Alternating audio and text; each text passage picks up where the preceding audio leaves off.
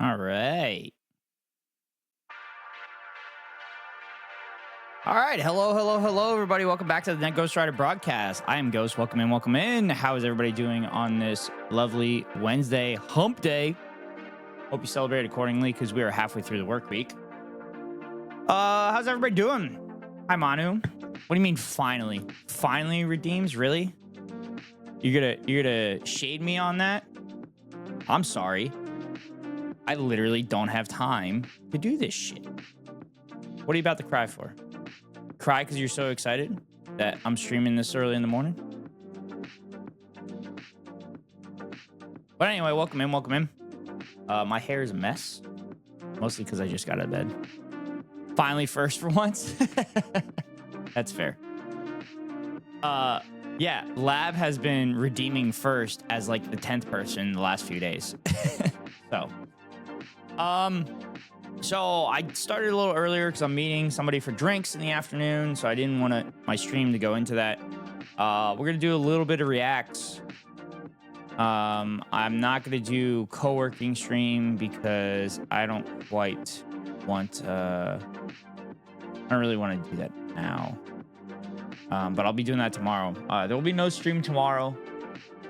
But we will be back on Friday for Unhinged Friday. I might do a day stream Friday, but I kind of doubt it. But yeah.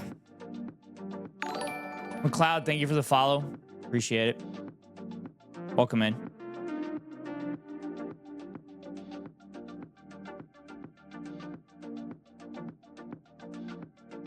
I want to find one more.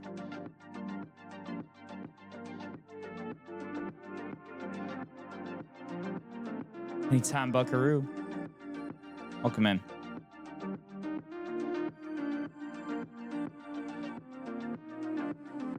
So,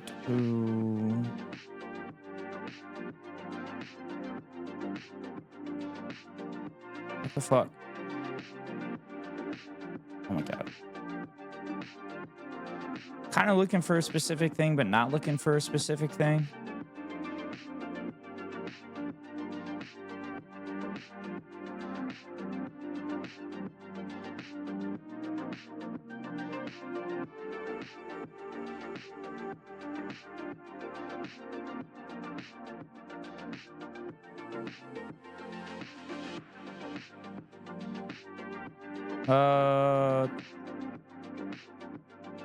All right. So this episode is brought to you by me.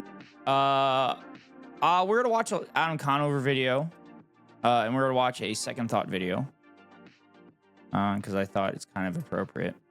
The first thing I want to talk about is I found a tweet from Zay Squirrel, which kind of summarizes my feelings as well as most leftist feelings about why the election was completely fucking botched by the Democratic Party. And then Zay kind of went off on a rant about content creators and everything, which I don't disagree with, but like I can understand from the content creators' point of view. And also most of the content creators don't really have a base of theory and understanding of material conditions, because this is America, and America, you don't give a shit about that stuff. You give a shit about your own shit because we're hyper individualistic. So let me switch on over. All right, so Zay Scroll says that if right after picking Tim Walz as VP, Kamala had explicitly vowed to end the ongoing Gaza genocide by saying she would withhold all arms and funding supplies, diplomatic cover if it did not stop, then also unveiled an economic package of free college, Medicare for all, and 15 or higher minimum wage, she would have easily won the election, as would have any politician running on that shit. That's just fact, as all of this would have energized the Dem base and also poll very well among independents, even some Republicans. Yes, literally every single one of those packages, economic packages, poll really, really well across the board, and usually poll about 60 to 70%. Said she ran on being the new version of Liz and Dick Cheney, vowing to endlessly continue the ongoing mass killing and rape of Palestinians and regurgitating genocidal atrocity propaganda hoaxes constantly, saying Iran is the greatest threat to the United States and must be destroyed, which Iran was originally propped up by the United States in the 60s because they didn't like that Iran was nationalizing their oil. So the United States had the Iranian government overthrown. Having Mark Cuban as their main economic guru, vowing to deregulate and cut taxes and be good to Wall Street, and saying actually the genocide Joe economy is wonderful and great. If you disagree, you're too stupid to be able to properly read charts. Per Ezra Klein, Matthew Iglesias, Will Stancil, and David Shore. Yeah, when they were saying the economy was great, all they're talking about is the fucking stock market, which is bullshit because 90% of the stock market is owned by like the top 10%. So that doesn't help working class people. She ran a campaign buying for neoliberals. David Frum, Jeffrey Goldberg, Iglesias Shore, and ate shit for it. She was humiliated so badly by a candidate, Trump, who said the most insane, deranged shit constantly about Haitians eating dogs and cats, about how she's not really black and not having a plan for doing anything at all. And you know why she and Democratic leadership did that? Because they didn't care if they lost. Losing is nothing to them. They keep their donor money. The Dem political PR strategist media class keeps its job. In fact, they gave him more money because they'll switch to being epic-based resistance heroes again and fleece their base of even more cash. Which is something I said. A positive out of this is that more people will be more aligned with actual leftist policies and getting shit done, as with the last Trump presidency. And hopefully we can push this time to actually get progressive policies done to actually take care of working class people if we actually have elections again. We'll see. Kamala Harris and Democratic leadership intentionally threw the election instead of actually running a campaign that can win, because Israel's uber allies. For them, Zionism sacrosanct, as are their other corporate overlords. That's what happened in the 2024 election. I agree with pretty much most of that, particularly the first part, where literally all she had to do was say that she was going to end weapons embargoes to Israel to stop Palestinian genocide. And then she should have ran on all these progressive packages that Walz himself had passed in Minnesota with very, very slim margins, but they didn't. So that's where we are now. So now we just kind of have to deal with the consequences of the Democratic Party failure to defeat a easy fucking candidate. So anyway, we are going to react to an Adam Conover video. I'm assuming this is his reaction to the election. So we will check that out.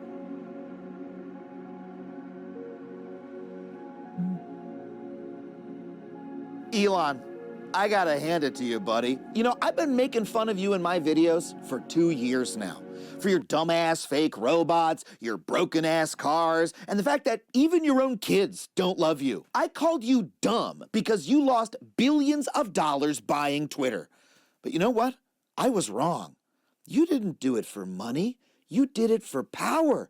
And you got that shit. You took over the world's dominant social media platform for breaking news and bent it into your personal megaphone that you used to get your only friend elected to the presidency. Also, he could hand you billions of more dollars in government cash. Yep. And it fucking worked. And yep, that's what Elon Musk has done. Every single business that he has, quote unquote, ever been successful in, it has been off the backs of the government and taxpayer money. He does not, he hasn't run a successful business outside of that. Tesla literally makes its money off of carbon credits, which it sells to other car companies, and not off the cars themselves. And then as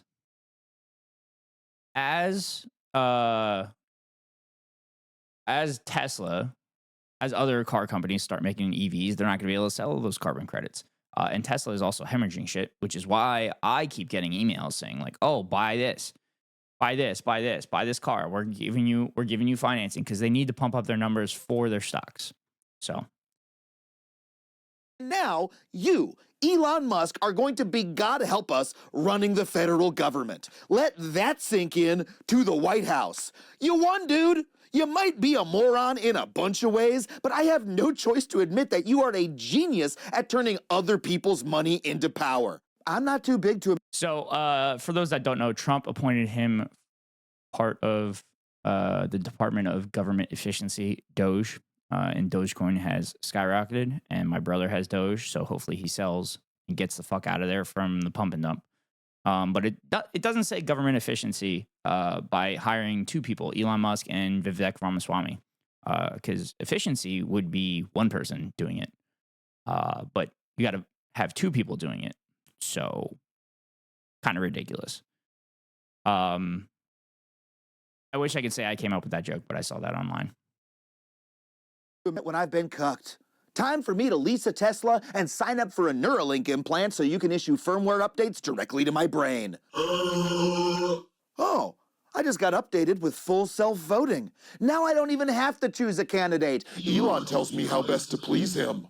And it's not just Elon who won last Tuesday. The entire billionaire class is thrilled that one of their own is finally running the show. Jeff Bezos, who recently stopped his newspaper from endorsing Kamala Harris to avoid a perception of bias, immediately dropped that high moral stance to congratulate Big Daddy Trump. AI slop peddler Sam Altman wished Trump huge success. And even Tim Cook, who, always struck me as a relatively decent guy for a tech executive and happens to be one of the only openly gay CEOs in America, joined in on the love fest. I mean, look at that exclamation point. He's so excited for Trump to take his rights away. What we are all about to live. Dude, also, all these billionaires realize that if you suck up to Trump, he's going to do whatever you want before. How long before Mr. Trump becomes Secretary of Transportation? Mr. T? Like, the actor Mr. T? Because I was shocked that Elon wasn't Secretary of Transportation and he would just funnel everything into the Boring Company and Tesla and shit like that. But no, Trump's gonna have all of his fucking billionaire buddies choose everybody, the heads of every department. It'll actually be funny when he chooses the Department of Education head, considering they want to get rid of the Department of Education. But it looks like all of the foreign policy people that he's bringing in are just typical Republican warmongers that want to continue to funnel money into the military-industrial complex. So, yeah, the Mr. T, chains and all. I mean, honestly, he's probably better than whoever else they're going to put in there. Live under is a government for billionaires by billionaires. In the 48 hours after Trump won. Actually, I saw tweets saying that we should basically keep pumping out pictures of high-speed rail trains with the Trump name on the side, and maybe we'll get lucky and we'll get it. maybe if we keep pushing it and put Trump brand on it, we'll actually get high-speed rail. And it's actually not a horrible idea. All you gotta do is bloviate Trump a little bit. I feel like if someone could get in there and fucking and tell Trump, like, you could be the greatest president of all time. You could be better than FDR if you run these policies. Maybe he's dumb enough that we can actually pull it off, but he has too many psychopaths around him right now. 10 richest people in the world made a record $64 billion. So of course these guys are kissing Trump's ass. He's shitting gold into their mouths. Trump's literal plan is to hollow out or destroy the government agencies that regulate corporate America and let the billionaires merge, union bust, and scam money out of the pockets of working people like never before. We already lived under a corporatocracy, but under Trump, the iron fist of capitalism is about to punch us in the throat over and over again. And that is good. It is a good thing that Elon is my master now. By the way, if you want to support the channel, head to patreon.com/AdamConover. And if you want to come see me do stand-up comedy live, tomorrow I'm going to be in Denver, Colorado. This weekend I'm going to be in Austin, Texas. And next weekend I'll be in Batavia, Illinois. Head to AdamConover.net for tickets. I think it'd be nice to be around people right now. So Democrats are throwing around a lot of blame right now. Woulda, shoulda, coulda. What if Kamala had gone on Rogan? What if she had denounced Israel's massacre of the Palestinians? What if Joe Biden had dropped out earlier like he said he was going to? Well, all those things might have helped, but Trump won so decisively that it's hard. Also, he dropped out when he did to make sure that Trump picked a fucking horrible VP and was locked into the VP.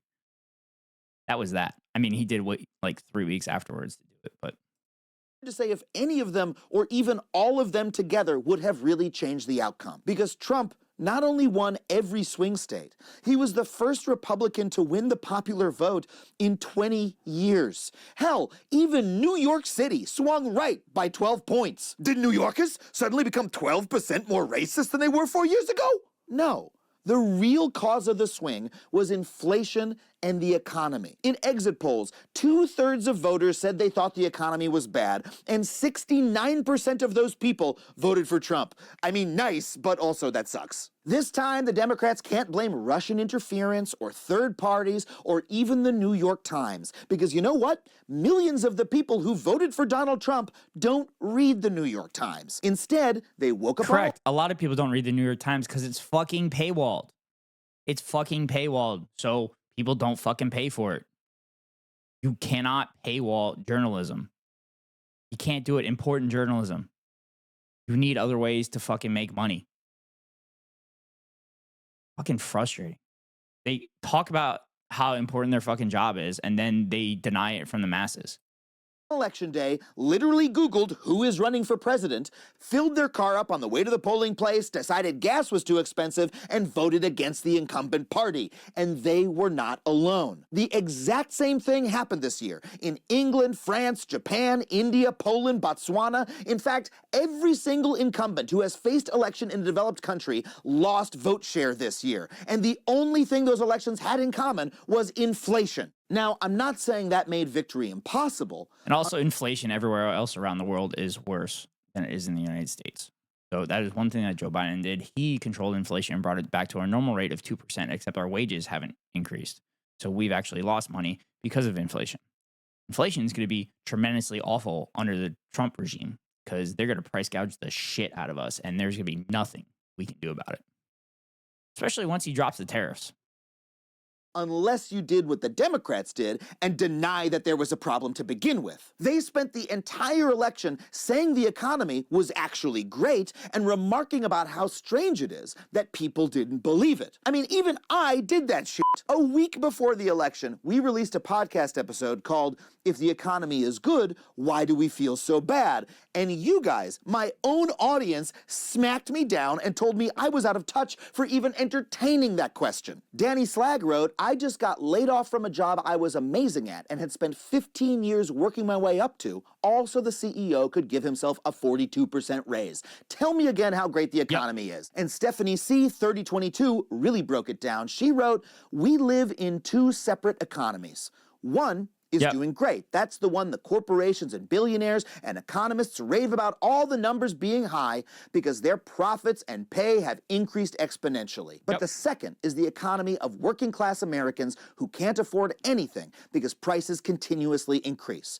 And Stephanie, that is true. Average Americans are getting screwed and they are suffering. And you cannot argue with that by showing them a stat, because suffering is a feeling and feelings are real. Ben Shapiro actually has it backwards. Feelings don't care about your facts.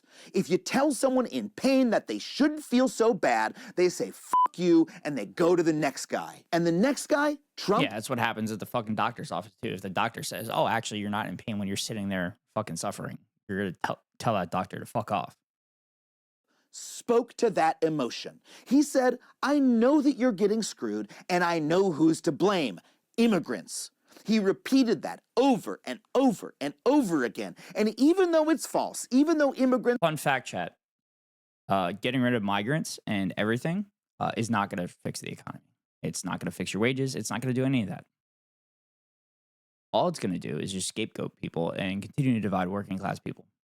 Because as long as working class people are divided, we can't do anything.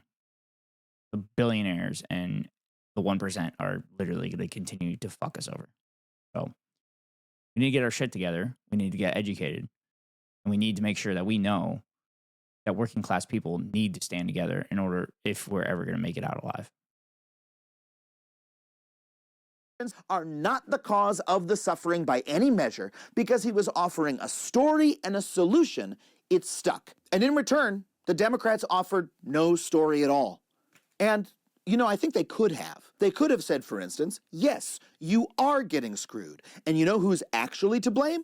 The mega corporations and the billionaires who are jacking up prices and who have fought. Yeah, I was actually going to say this. Like, if the Democrats would be like, yes, you are feeling pain, and you are feeling pain because of these people, because these people are price gouging you, because they're increasing their profits no matter what it takes, even if it means that you're not going to have a roof over your head. If they would have just done that and acknowledged that there's people feeling economic pain, I think they probably would have been able to get more votes or more people to come out to vote. But again, they went fucking neoliberal, neocon, and just the wrong fucking way and ran like Republicans. If you're running like Republicans, why would they not choose Republican? It was the dumbest shit ever. We were saying that for fucking months. It's so frustrating to have the right analysis and the right thought process just to get fucking batted away. And then we get blamed for it.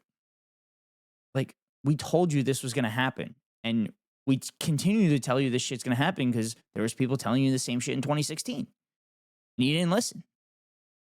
Like, I don't know. I don't know what's going to happen.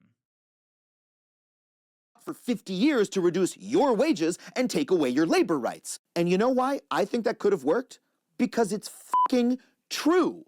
And it also would have made the public angry at Trump and his billionaire buddies because they're the ones who did that shit. But the Democrats didn't make that argument because that would have pissed off their rich donor base. Instead, they kept whistling past Joe Biden's grave, pointing at the stats, and pretending that everything was gonna be okay. This is the fucking problem with liberals. They're always like, why do the working class vote against their interests? But they never learn the answer to that question because they never ask the working class voters what their interests actually are because they don't fucking know any. The Democratic Party is supposed to be the party of the working class, but until they actually start listening to the people they seek to represent, they will continue to lose over and over again. And He's based.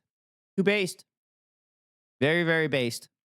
I mean, he's been making the arguments I've been making leading up to the election and after the election.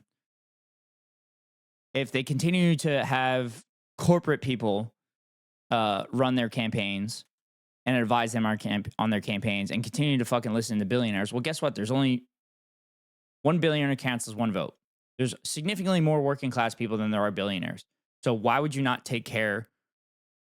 Why would you not take care of working class people? Democrats did it for fucking decades under the New Deal coalition, and they won 7 of 9 presidencies. I say it all the fucking time. But like, there's a reason they won 7 of 9 presidencies. They also had super majorities in the House and the Senate, and they got shit done for working class people. If something didn't work, they scrapped it and immediately went to something else. They didn't fucking sit there and brag about how they're hanging out with fucking rich people and celebrities and everything. Now, I'm not saying celebrity endorsements are a bad thing. I think they could have some good to it, but like, you can't be making policies that's gonna make those celebrities more fucking money when the people that make them that money are working class people. Working class people are hurting every fucking day and just struggling to keep a roof over their head and struggling to put food on the table. And you just fucking left them in the dust. And now we went to a fascist regime that literally said he's gonna be a dictator day one and literally wants to put people in concentration camps. I am a student of history. When this happens, they realize how expensive it is to actually deport people. And guess what happens after that? They realize it's cheaper to make sure that those people are no longer breathing. That's the road we're on. That's the road we're on. But, not me. We just got to continue to keep building. We got to keep building from the ground up and work our way up from local elections and then work our way up all the way to the federal government. Because that's the only way we're going to do this, because we're all we got and we're all we need. So we need to protect each other and help each other out. By the way, if you want a first step to getting out of your media bubble, you should check out our sponsor, Ground News. They don't just show you the news, they show you how each story is being covered by the left, the right, So one of the and reasons center. that I've For instance, literally even today, created this story channel about how and my Trump's YouTube election channel is the revenge of the is working class to is teach barely media being literacy to covered people. on the left. That's and how Ground News shows you that. that So was if you my woke up whole the day after inspiration for all election day this. feeling like So you're in a completely different hopefully world from other my Americans, content Ground News can help you creation get outside of your basically bubble and make helps sure you you're get through getting that and every see the angle on the biases story. within It's a website various and an app sources that and gives you a whatnot. bias and factuality rating for every source, and they even have a blind spot feature that can tell you what news stories you've been missing. And if you go to groundnews.com/factually or scan this QR code, my viewers get 50% off unlimited access. They're totally subscriber funded, which means Ethical they reacts, put your ethical needs reacts, first. ethical reacts. That's groundnews.com/factually. So my last video was called Why I'm Not Worried About the Election. And after the election, people predictably flooded to my comment section asking, "Hey Adam, are you worried now? Are you worried about the election now?" And no, That's just conservative I'm still trolls. not worried. Because worry is an emotion you feel when you're unsure if something bad is going to happen. In this case, I know that it is. My industry, Hollywood, is going to be hit with even more pointless and destructive mergers that will put even more friends and family of mine out of work. Lena Khan was fighting to stop them at the FTC, but Donald Trump is going to fire her and end antitrust enforcement in the US, which will let coyote killer David Zaslav free to do more mergers and lay more people off. And you know how I know that? Because he literally said that's what he's going to do. And that is just the tip of the shitberg. Trump says that We're he's going to effing again. deport 20 million immigrants, which is going to hurt and kill millions of people. He's made it very clear that he's going to persecute trans Americans who want nothing more than to live in peace. And plus, RFK Jr. is going to be running the FDA. So I'm pretty sure we're all going to be getting mandatory brain worms. Oh, hey, maybe the brain worms can fight the Neuralink implants. Go, brainworm, go!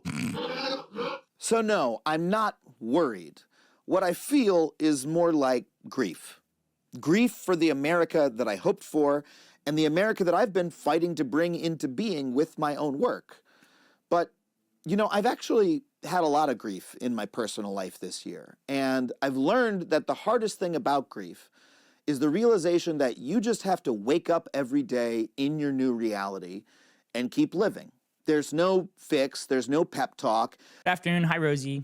It's morning for me. Welcome in. Hope your stream went well yesterday. Hope I'm not effing too bad. Because I'm seeing OBS drop in frames. So hopefully I'm not delayed. You just open your eyes and say, oh, fuck, here I am again. And then you got to get up and go to work. And it's brutal. But I've also learned that there's strength in that because you have no choice but to find a way forward. That's just how time works. Look, I'm not going to tell you what to do. That's kind of what I tell myself every day. Just keep moving forward. Just keep moving forward. Keep moving forward. Keep moving forward. Keep moving forward. That's the only way you can kind of get through things. I've been doing it for years now. Just keep moving forward, and do the best with every opportunity you get. I joke. I say I beat my consecutive days of live streak and everything like that. Kind of as a joke, just for comedic relief. But yeah, we just got to keep moving forward and keep trying to make the world a better place. We'll break through eventually. Historically speaking, it happens. Painful for a lot of years.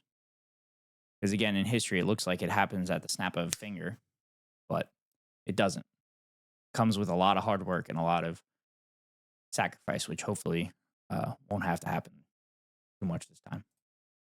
But I will tell you what I'm going to do. I'm going to keep working here on this channel.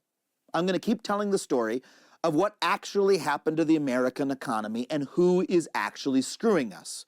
Now that Elon and his billionaire buddies are running the show, I think we're going to need a little bit of that, and I'm not going to stop until the implant in my head marches me straight to Elon's re-education camp. And you know what? I'm going to keep telling the story of what happens when we stand together in solidarity and actually look out for one another across race, gender, and class. You know, Trump and Elon want to divide us. They want us to throw immigrants and trans Americans under the bus to placate the worst elements of our society. But if enough of us say no, We're not going to do that. Instead, we're going to actually listen to each other and stand up and protect each other and show that doing so works. Maybe a new politics will start to emerge. And if you look around, there were glimmers of that new politics in last week's election results. Despite the Republicans spending hundreds of millions of dollars on hateful ads that demonize trans people, this year Sarah McBride became the first openly transgender person. Was it Obama said that progress wasn't a straight line? Probably. That makes sense for Obama's policies, who ran very progressive in 2008 and then was just a fucking neoliberal shill that basically set the groundwork for a Trump election win instead of actually taking care of working class people, particularly after the 2008 financial crisis. But that would make sense out of Obama's mouth. But Obama says that he would have to run more progressive if he ran nowadays. So why aren't people fucking listening to him? And I don't know if behind closed doors he doesn't actually fucking believe that shit, but we got to stop listening to James Carville and shit like that. Stop listening to James Carville. Stop listening to the talking heads on corporate media, because most of the talking heads on corporate media literally used to be Republicans. So stop fucking listening to them. Stop catering to fucking Republicans. Take care of working class people. Take care of your base. Your base is what boosted you up in 2020 and won you elections in 2020. They're the only reason you won in 2020. And then you ran away from them in 2024. It doesn't make any sense. Yesterday was fun. I just did chores, figuring out the guitar. Brain is stupid. Not a cup of flour to one egg. It was 100 grams of flour to one egg. That makes good pasta dough. A little too soft for me. Sorry, it's off topic from everything else. No, you're good, Rosie. Ever elected to Congress. Voters in 3 different red states passed paid sick leave, and Missouri voters even chose to increase the minimum wage. This proves that as much as the American people can be driven by the economy or inflation, or yes, I've also said this on stream all the time too, that progressive policies, when they're put on the ballot, win overwhelmingly all the time. But when there's actually Democratic candidates that are running on progressive policies, they get shit on constantly because they don't know how to message. Also, the progressives won their districts overwhelmingly and outperformed Kamala Harris across the board, while people that ran alongside Kamala Harris literally struggled to get by, if not lost their seats. Sometimes even racism and hate, they are also capable of choosing to stand with each other when the option is presented to them. So look, it's going to be a rough couple years. Things are going to get a lot worse before they get better. But you know what? We're going to stand together and support each other because we have no other choice. And because, even though Elon and the billionaires may have won this round, there are still a shitload more of us than there are of them. I love you all, and I'll see you in the next video. Yeah. So once again, Adam Conover, just speaking truth to power, continuing to advocate for worker solidarity. That's why I thought it was a good idea to watch this video. All right. So the next video I'd like to do is from Second Thought, and it's about the surveillance state.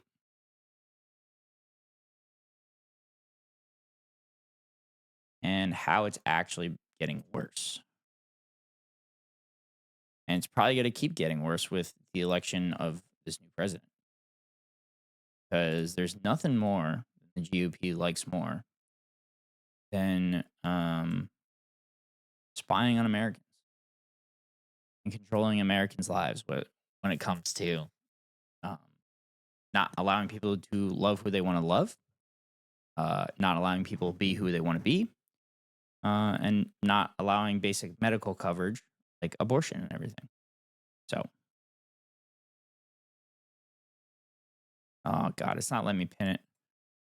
Rosie, could you pin that link to the top of the chat, please? It's not working on my end. When you get a chance, thank you. Let's go here. Boom. Means TV, the world's first anti-capitalist streaming service. Stick around after the episode to learn a bit more about Means and to snag a nice little discount as a thank you for supporting my channel. Okay, so there's a building in Tribeca that we think is an NSA base of operations. Let's see how many cameras we can get caught on the way there.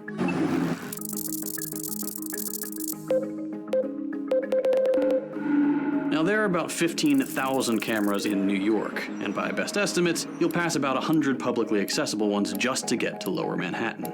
Here's a map. And you know what? Here's 2 random blocks in Bushwick. Again, 15,000 cameras. 15,000 cameras that, by some estimates, can identify you from over 2 blocks away. They're pretty much everywhere, and if cops have access to them, you can bet they'll be combined with automated facial recognition software. Just between 2017 and 2021, the NYPD used facial recognition tech in 22,000 cases, including to track down BLM protesters back in 2020. That's because this software, according to The Intercept, can automatically tag activities like loitering, no chance that's ever problematic, and automatically index things like people's race and gender. Nothing to worry about there either. But cameras are just one part of the arsenal of surveillance tools that cops have at their disposal. Since they've become much more common, cops have repurposed body cams for everyday surveillance, sent out drones to film protests, used special automated license plate readers all over the city, set up fake cell towers to collect phone call data, and a lot more to keep track of where people are, who they're talking to, and what they do at all times. And they're not the only ones. Regular apps on your phone have found crazy ways. By the way, ultimately, this is the end goal for all this is to market to you and to get you to buy as many things as possible, but also to sell your data to companies so that those companies can then try to market to you. That's what all this surveillance is for. Particularly apps and shit on the phone. So always try to do as not to track. Like one good thing that Apple has done. Ways to track you too. A few years ago, a French app for finding hotels and restaurants was found by the Yale Privacy Lab to track its users' location. Not with the GPS on your phone, mind you, but by having speakers in public locations make a sound that humans can't hear, but our phones can pick up. And that pales in comparison with the mountains of data companies like Google, Facebook, and NSR? No, second thought. Amazon have on us. Google stores your search history indefinitely, even in incognito. But even when you're not using Jamie, Twitch Mobile. No, you're good, Rosie. You're good. I don't know if you could do that on recognize the voice, just wrong voice. I don't know if Twitch Mobile has the pin. SCal, if you're on your PC, could you pin my last message with the link for the video and the title of the video? Thank you. using the search function, Google tracking infrastructure is on 92 of the top 100 websites and 923 of the top 1,000. With how much Google owns or can access through the websites it has a back door for, the company has data on everything from your location to your address, email, and name, all the links you click on, how long you spend on any one page, what you buy, and who you talk to. And since the Snowden leaks, we know that all that info can get fed upstream to surveillance agencies like the FBI and NSA. Through programs like Prism, Boundless Informant, I'm on my PC during work hours. Yeah, no, I know. That's why I figured. and XKeyscore, the NSA taps Microsoft, Google, Facebook, and Apple servers to search through emails, online messages, and browse. The question is, am I muted? Yes. Always an important question to ask yourself. Also, SCal, the stuff I ordered, it's going to be delivered today, but it's not going to be in, obviously not in time for the stream. And of course, I've had multiple instances of drop frames. So we'll try to get through this today. Browsing history. And if that's not enough, these same programs allow the NSA to use AT&T and Verizon's records to collect the time, location, and people involved in a phone call for millions of Americans without any need for prior authorization.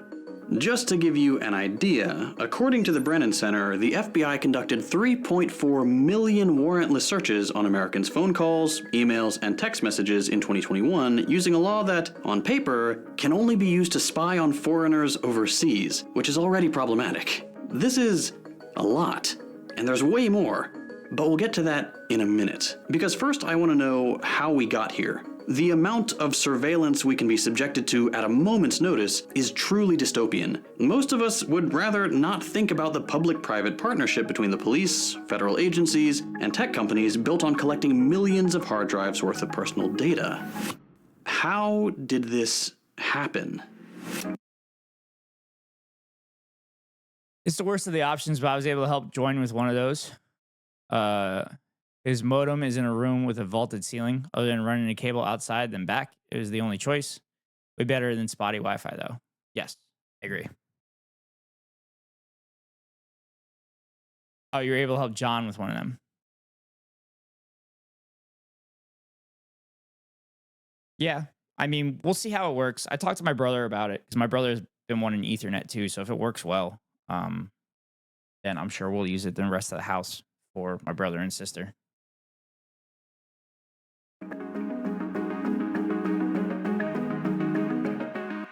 Also, I don't think the Wi-Fi is spotty. I think just the way that the Wi-Fi is, I think it goes up and down sometimes. It's like this AT&T hotspot thing rather than you know, fiber optic or whatever, but you get pretty good speed from it. But I think it literally, I think you get overwhelmed sometime. I don't think it's multiple in, multiple out. I think that's what happens. Our story starts here in Silicon Valley. Here on Sand Hill Road is where, in 1999, the CIA backed the private nonprofit venture capital firm In-Q-Tel. Initially, In-Q-Tel was a pretty unimportant little office meant to keep an eye on Silicon Valley, fund a few things here and there, and see if tech companies were coming up with anything useful for the intelligence community. An experiment meant to last 5 years, nothing more. Just down the road, about a 20-minute drive away and less than a year before, Google launched their own little company out of a garage, a search engine meant to compete with the likes of Yahoo and AltaVista. And for a while, neither of these companies mattered very much. Google was a fledgling company, just one search engine of many, and In-Q-Tel was proving to be somewhat of a failed CIA experiment, a 5-year project that hadn't really done much of anything. Neither was this a great time for advocates of more surveillance. The scale of the internet was steadily growing in the late 90s, and Americans started feeling that this might threaten their privacy. So after years of letting internet companies self-regulate, I'm actually willing to spend on Wi-Fi. I can set something up where you use one of those and then hook up relatively cheap, very strong Wi-Fi, most central area with better coverage. That's actually the plan, SCal. My brother has his router, his $200 router from college that they're not using.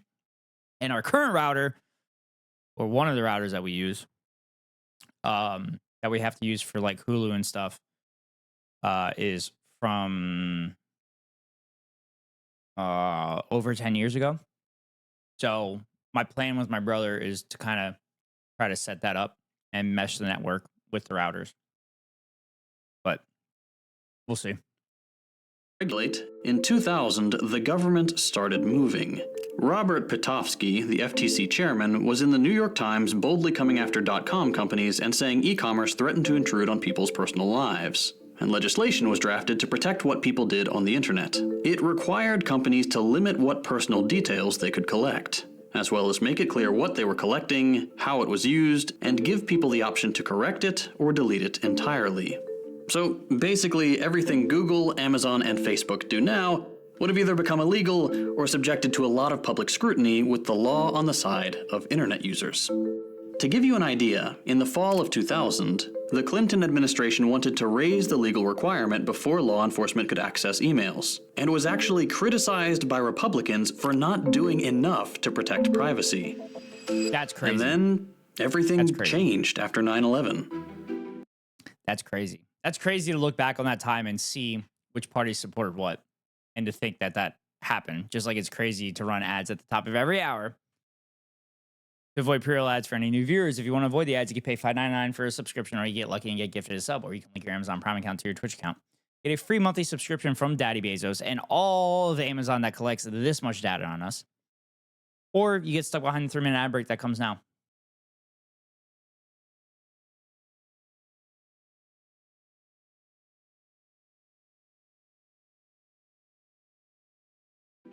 Okay, let's go backwards from where we just ended. First, the legislation.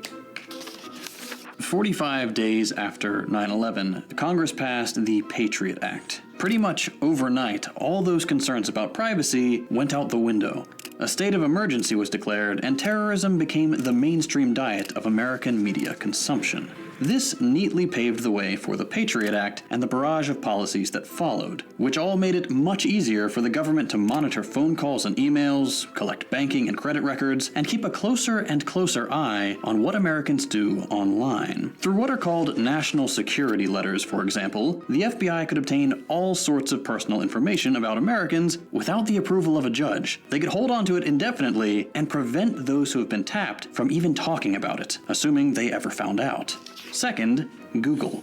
All those FTC regulations went out the window too. Internet companies had started getting reasonably worried that the World Wild West and their cattle baron status within it wasn't going to survive the anti-surveillance FTC and the American public's reasonable fear of mass invasions of privacy. After 9/11, though, every regulatory project that could have threatened them was immediately canned.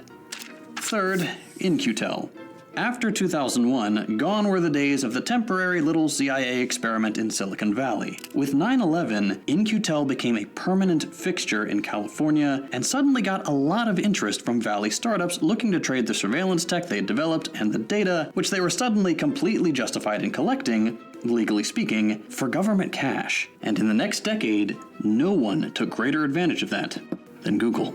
In late summer 2003, Google scored a $2 million gig. You remember when Google's motto was "Don't be evil"? It's weird how they never really followed that. To set up Google search technology at the NSA and separately customized software for the CIA. Then the next year, Google deepened the connection by acquiring another CIA/In-Q-Tel funded venture called Keyhole, a satellite mapping company that would become Google Earth. In 2007, Google's Peter Norvig gave a presentation at the Pentagon's Highlands Forum, an incubator for SV companies that the intelligence community tapped for surveillance ideas. And in 2009, Google took things even further, joining forces with the CIA's In-Q-Tel again to fund a startup called Recorded Future that monitored, quote, every aspect of the web in real time in order to predict future events. All the while, I wonder how often they've actually predicted future events and how much of our taxpayer money went into this. Top people are, of course, rotating back and forth between these intelligence agencies and Google. Point is, after 9/11, Google and the intelligence community kickstarted a process of codependent growth. If things looked a little dicey for them in the 90s, a combination of close personal relationships and, quote, direct sponsorship and informal networks of financial influence pushed Google further and further down the path of surveillance technology at precisely the same time as the legal infrastructure meant to protect privacy was dismantled. This was a perfect symbiotic relationship.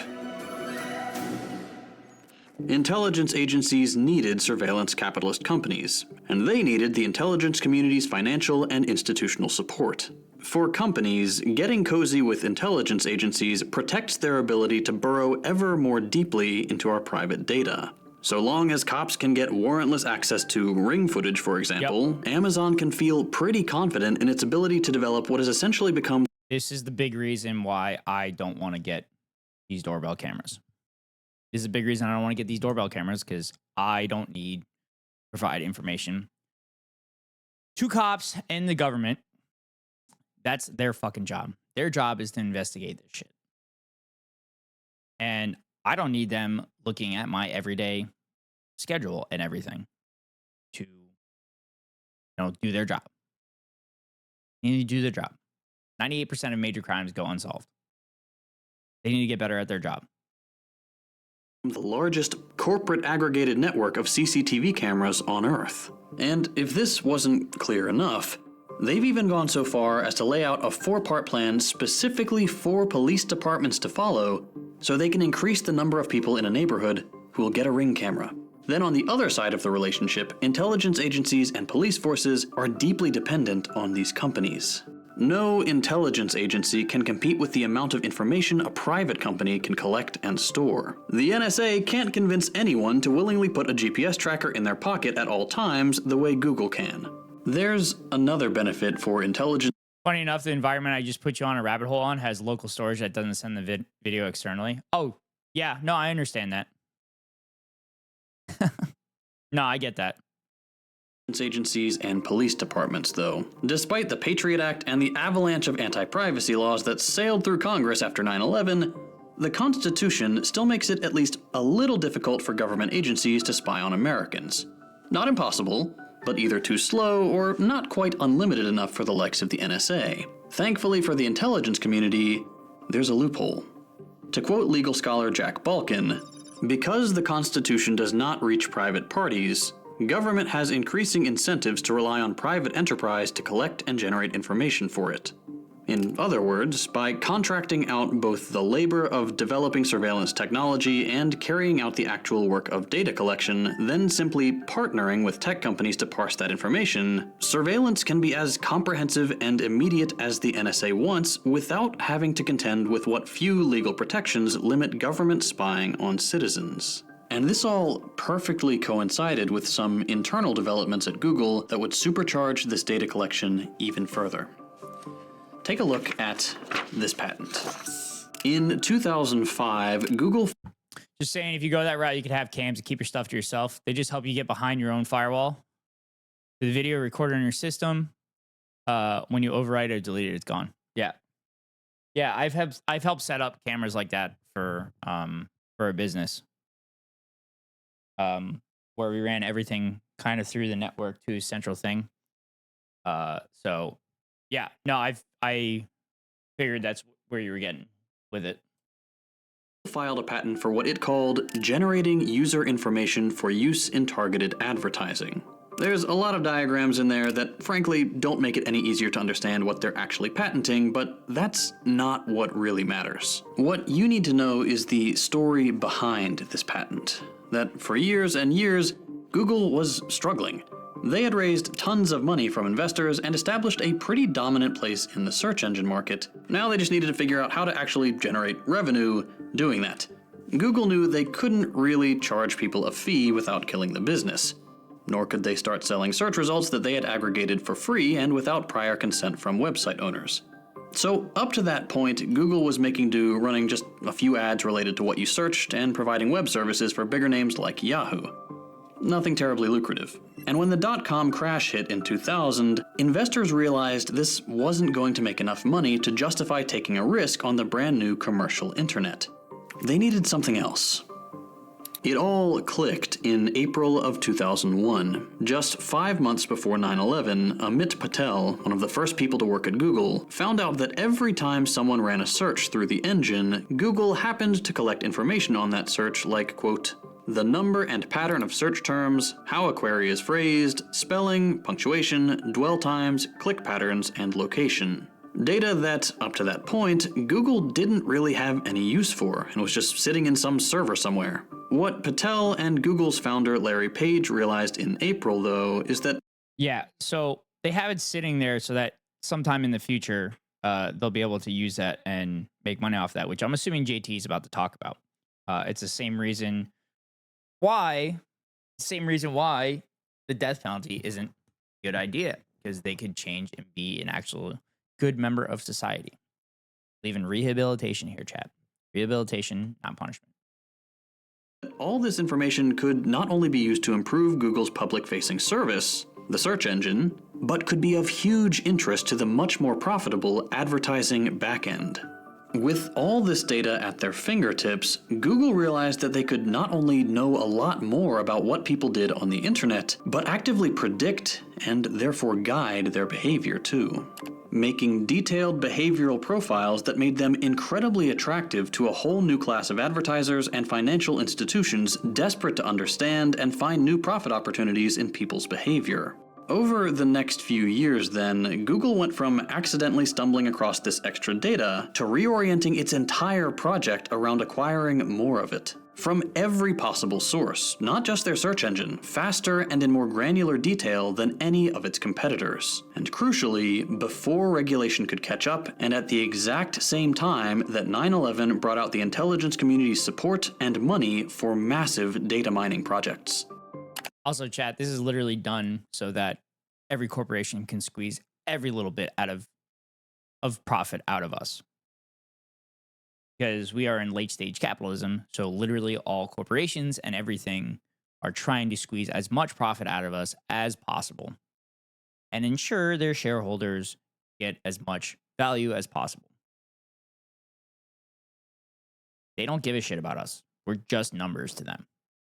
We're just numbers and a route of profit for them. They will squeeze as much blood out of that rock as they can. That same year, Larry Page made this new direction pretty explicit. When asked what Google was after it discovered all this behavioral data, Page didn't just say a search engine. He said, quote, "If we did have a category, it would be personal information, communications. Sensors are really cheap. Storage is cheap. Cameras are cheap. People will generate enormous amounts of data. Everything you've ever heard or seen or experienced will become searchable. Your whole life will be searchable."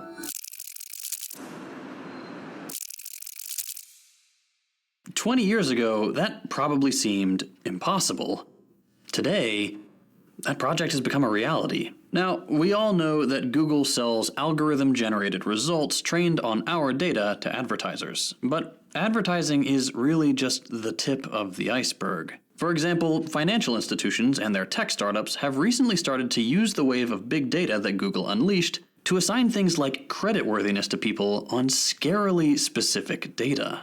Data like how often you charge your phone, your decision to add last names to contacts or not, what time of day you make phone calls, how many miles you drive a day, and if you send more text than you receive.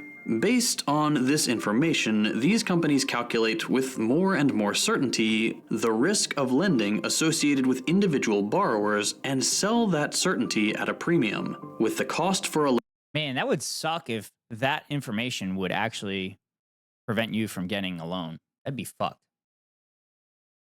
loan going up for consumers the algorithm has decided can't be trusted because they saved their contacts wrong. But anyway, at this point, I probably need to address something that's been bothering some of you since the beginning of this video.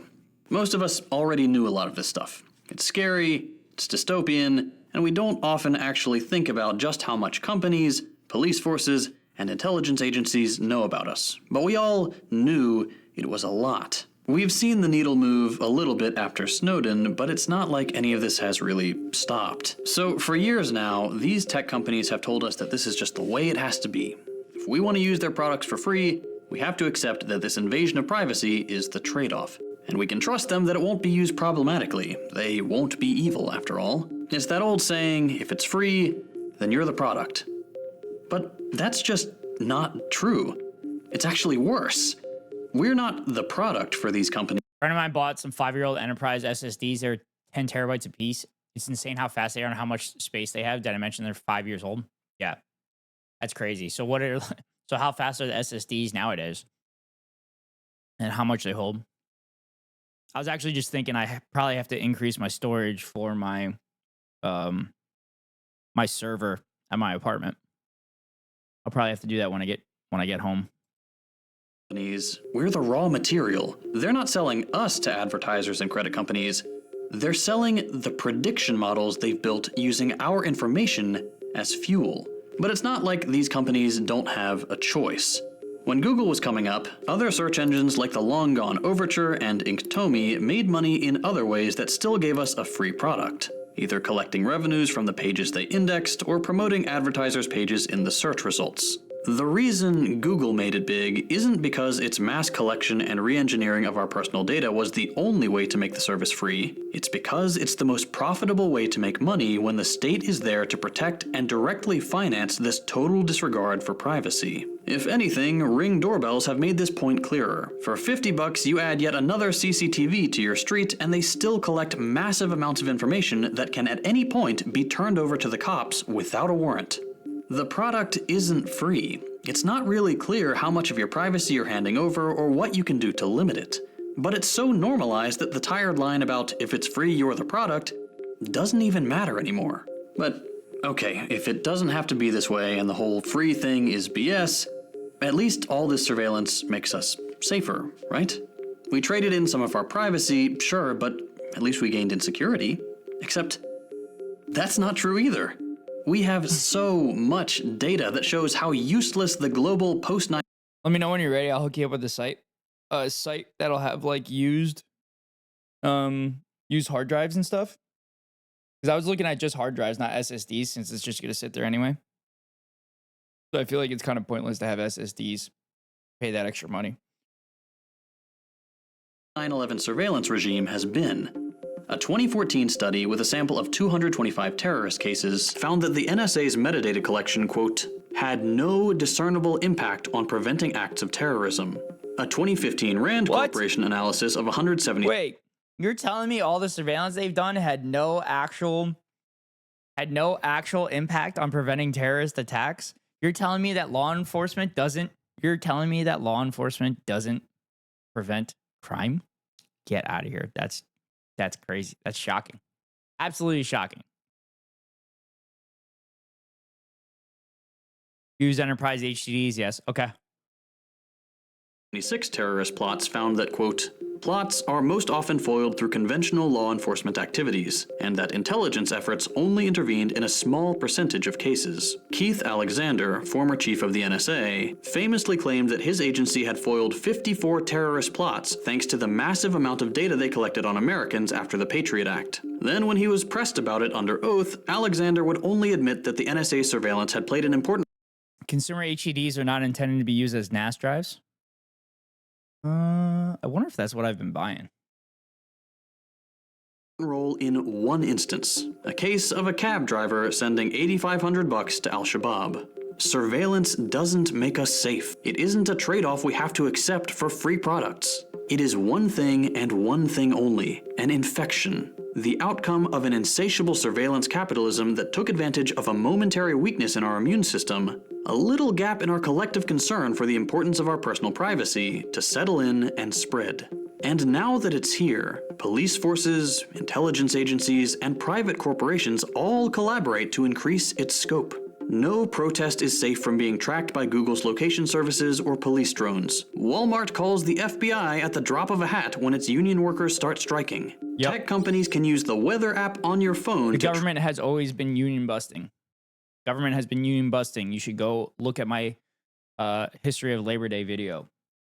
They sent fucking the military in to break union strikes. They do it all the time, and it's heavily increased since Ronald Reagan. Funny thing is, they replaced them when they have about a year left of usage. But they use so much data that for us, it could go like 10 years and still be fine. That's fair. Track when you attend an abortion clinic and then sell that data to the CDC or anyone with the cash to dox people getting a private medical procedure. And with all these systems in place to track all this information, the truth is that it doesn't matter if you're actually being watched or you think you have nothing to hide. The fact that the infrastructure is here, and the threat that it could be turned onto you at any moment, for any reason, is horrifying enough. In this neoliberal dystopia where financial institutions are desperately looking for more certainty about the future, where companies evade more and more regulation that would protect the public, and where governments strip the budgets of every institution but the Pentagon and the police, there's absolutely no reason for anyone in power to stop this. It's already impossible to avoid this invasion of privacy. There's not going to be a market solution to shutting down this perfect coalition of interests between... Everybody remember when everyone's like, oh, China has surveillance cameras everywhere, blah, blah, blah. Well, you live in America. There's fucking more surveillance cameras than in China. I hate to break it to you. But this is America. We are a surveillance state. ...in the institutions of the state and those of capital. But the thing is, we need privacy. We need it to feel safe and comfortable in our own homes. We need privacy to be able to organize, voice our discontent, and challenge the entrenched power of the ruling class. Without it, there's no possibility for change. Yep. Another reason why they fucking do this. Another reason why they try to get rid of our privacy, to make sure that nothing changes and the corporations continue to rake us over the coals. When you've got tech and intelligence groups watching you shop, listening to your calls, reading your private messages, actively trying to develop a real-life future crimes division, there's no safe way to exist and engage with society. Even if right now your data is just being used to sell you a more tailored product, realize that it could be used for a lot more. Think about that the next time you do anything online, or through text, or under the watchful eye of the security cameras. As I mentioned at the beginning of the video, you can now find Second Thought on Ethical Means reacts, TV, ethical the reacts. home for worker-owned entertainment. I've been working with the team to bring on a bunch more creators, so stay tuned for some exciting new additions to the roster. If you're not already familiar with Means, it's a worker-owned cooperative and explicitly anti-capitalist streaming service. You can find everything from my videos, to original series like Means Morning News, to feature-length documentaries Means like TV Abby is pretty Martin's good, Gaza chat. Fights for You Freedom, should check 'em out. with more amazing content being added every day. As you all know, socialist creators have to walk a fine line here on YouTube. We're always having to contend with age restriction, demonetization, and outright suppression, which for some reason, right-wing outlets never have to deal with. But now with Means they TV, don't we're threaten able a to say profit things the motive. way they are. No pulling punches, no beating around the bush to trick the all-seeing eye of the algorithm. Means TV gives us the freedom to make the content we really want to make and say the things we really want to say. There's even a community forum where creators can engage with each other and their fans right on the platform. And the best part is, Means TV is ideologically dedicated to supporting principled socialist content. As a little thank you for watching my channel, if you sign up with my link, you can get your first month 20% off. Or for an even better deal, you can opt for the annual plan and get 20% off the whole year. A full year of Means TV will run you just $88, which is like the cost of a single DoorDash meal these days. Every person who signs up using my link is directly contributing to the financial stability of my channel and the entire cooperative media project. None of this would be possible without the generosity of viewers like you. Both Second Thought and Means TV are entirely grassroots funded, and they always will be. So if you'd like to help support my work, consider signing up for Means TV using my link. It really does help me and dozens of principled socialist creators all across the platform. If you enjoyed this video, consider dropping a like. If you hated it, a thumbs down. You can check out my other content by Yeah, following give me the that links on your screen. Thanks for watching, and I'll see you next time. All right, chat. I kind of want to have fun today. I downloaded some games. So, I downloaded a game called Democracy 4, where you implement policies and try to continue to get elected. I've played this before in my free time. I had some fun with it. I'd like to do it with you, chat. I'd like to do it with you because I think it'd be fun.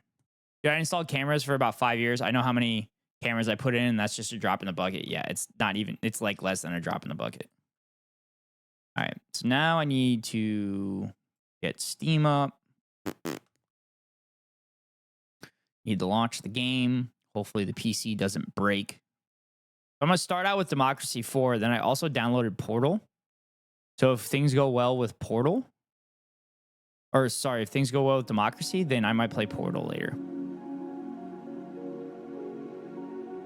Just to make sure. Also, Farming Simulator 25 is out. I actually thought about playing Farming Simulator again, but I have Farming Simulator 22. So it'll be out of date, but that's the game that I have. I also have Disco Elysium too, which I think I got for like severely discounted.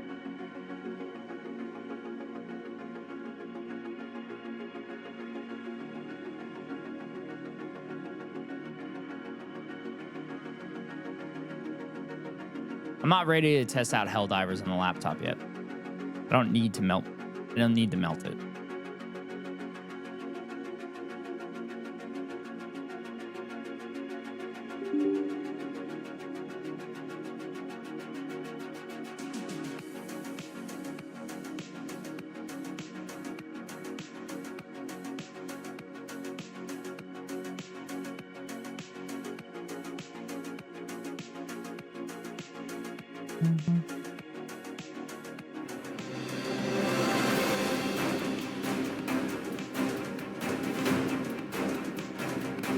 Okay, let me get things squared away.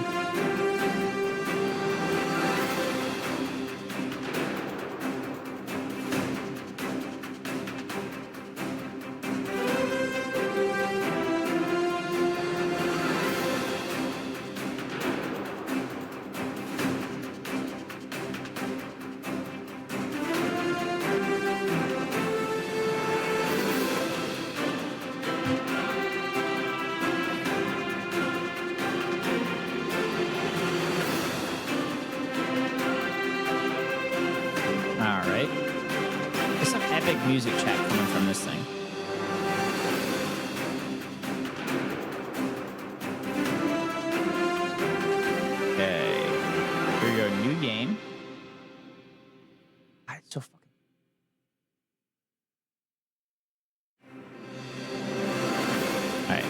Let's do the United States because that would be fun. That'll be fun.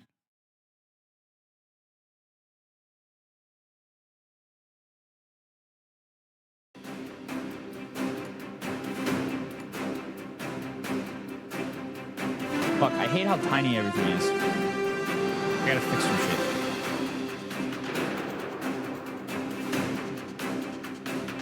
I gotta fix some shit, chat.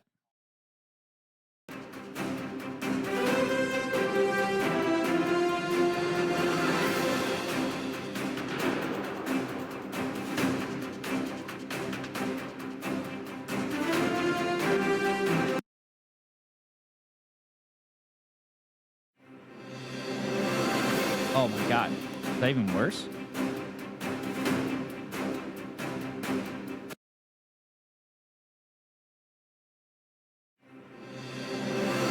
There we go. That's way better. I can actually read now.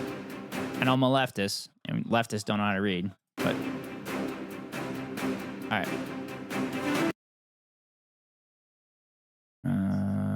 Here. Make sure I can see you guys.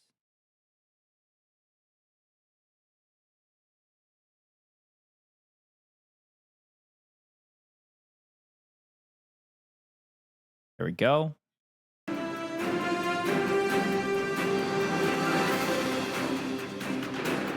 The Justice Coalition, the Absolute Unity Party, the Socialist Revolutionary Party.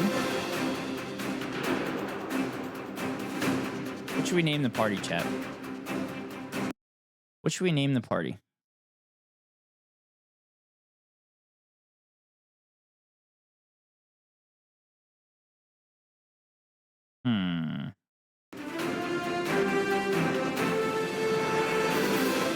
The Justice Coalition, the Revolutionary Capitalist, the Welfare Reform Party, the United Left, the Unionists, the Holy Justice Alliance, the Anti-Corruption Movement,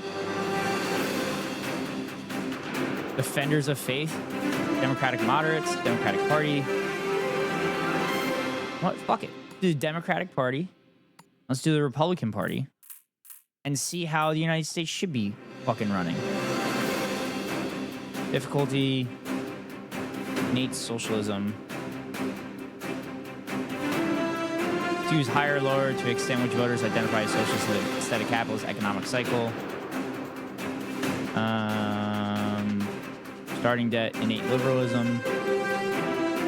Use higher or lower to extent which voters identify as liberals instead of conservatives. Political apathy. Saying which voters will not bother voting, assuming they do not feel strongly for or against the government. Compulsory voting, three parties.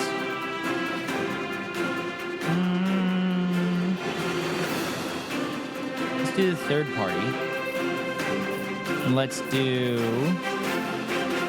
make it the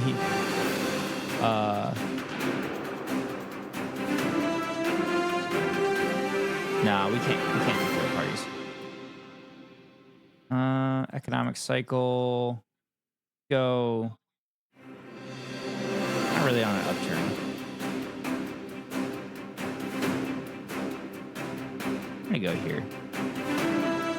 Alright, let's figure this out. Welcome to Democracy 4. You have just started your first term as president. As your chief of staff, I'm here to explain how things work. The icons below show you a few key indicators of the state of our country. Hopefully you can change things for the better and get reelected after your term is up. Press the button in the window below, marked begin term. Welcome to your new job as president. The lives of all 328 million citizens are now in your hands, as you will imagine. There are a number of situations and concerns that you'll need to deal with as soon as possible while keeping an eye on the long-term improvement of our citizens' quality of life. Please do not forget you face election and re-election in 4 years, so you need to monitor opinion polls and our party membership. Good luck. Recent election, your party won a majority of 10%. Let's give you some political power to implement your policy. Okay? Main screen. Yeah, I know how to do all this shit. All right. So this is my political capital. This is my cabinet. And I believe my cabinet, I have some power to put people that are going to implement what I want to implement.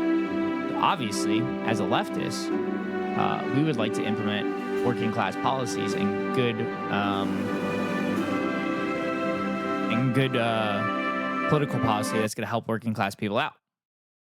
That's what we're going to do. All right. So, all right. This is childcare.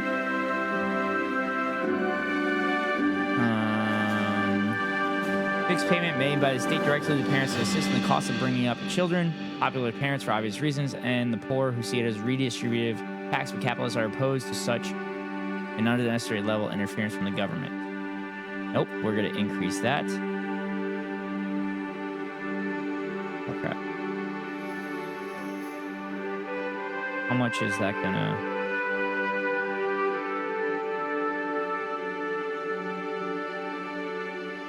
Fuck.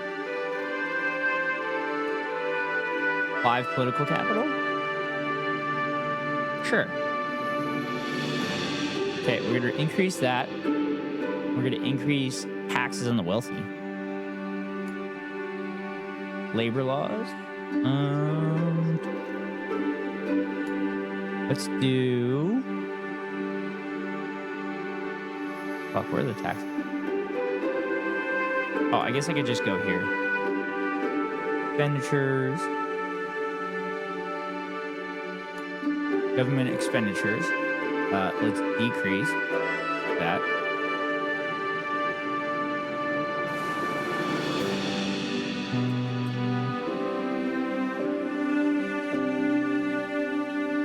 Slowly decrease it.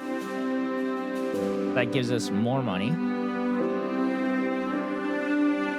Actually, not yet, not yet, not yet.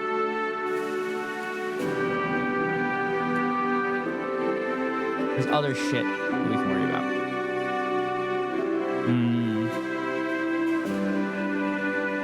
Press freedom, fine.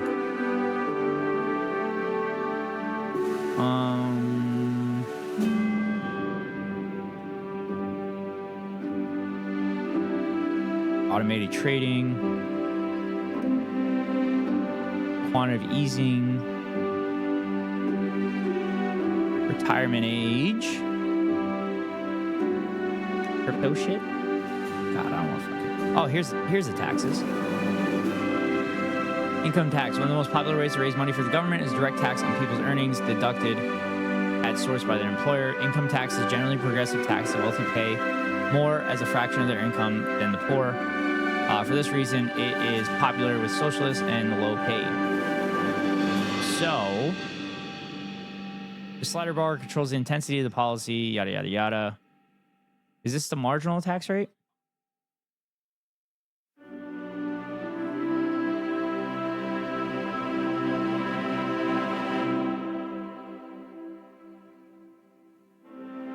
Well, I can't... Oh, no. Oh, fuck. I just canceled the income taxes. Oh, fuck. That was bad. That was really fucking dumb. Oh, fuck. Oh, no. I'm gonna have to restart. Shit. I gotta restart, chat. I fucked everything up. Alright. That wasn't supposed to happen like that. It's been a while since I played this game, so I apologize. But this is what you come here for. You come here for me to do stupid shit and get entertained.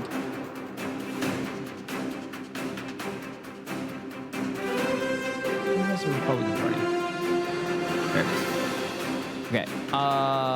And we are going to be... I think it's probably just past this. Complicating the tax system, nice. Change ministers, yes. Cabinet.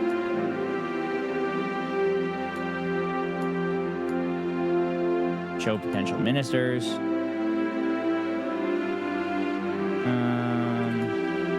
Campaigning, loyalty, experience, desired jobs, tax, transport.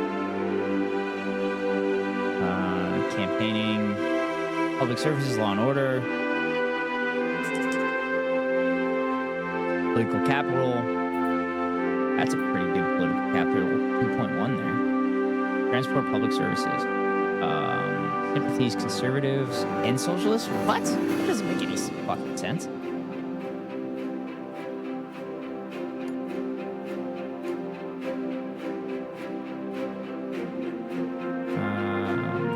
Transportation. Oh, there we go. Where's this guy at?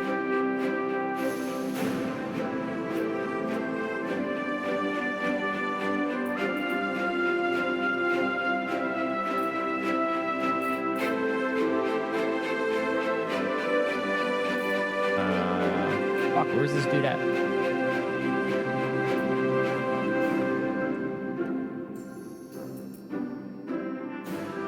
Oh. Public services is the economy. Okay. Transport. 1.7.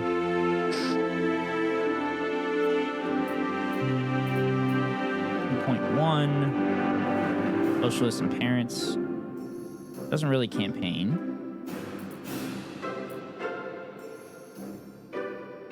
Self-employed, middle income.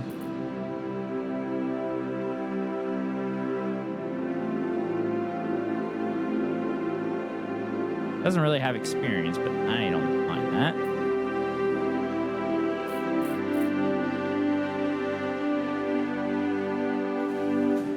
Teacher and retired.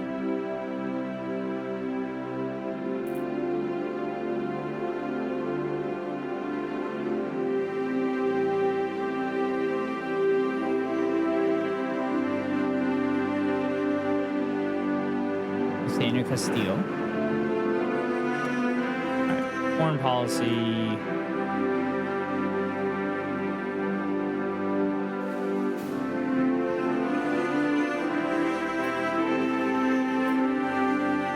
Religious and capitalist. Nope, not hiring you, Mr. Castillo.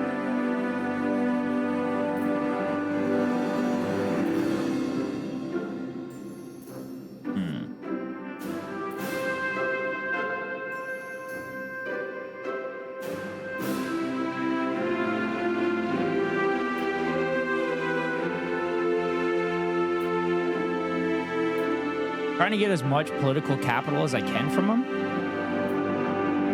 because then that allows me to change more policy.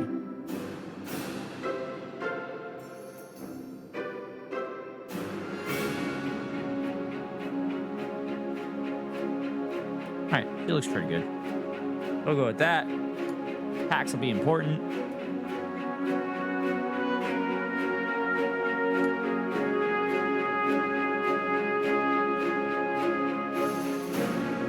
Desired job, motorist and socialist.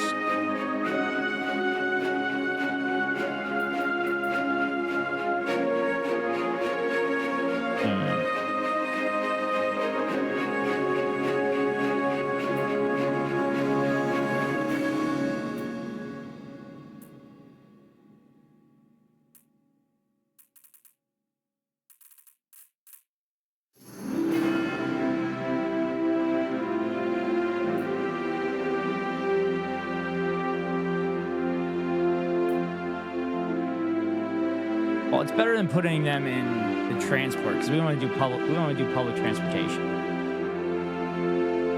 Welfare.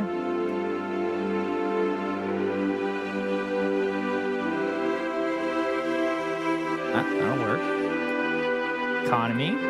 Economy's kind of a weird cabinet position chair.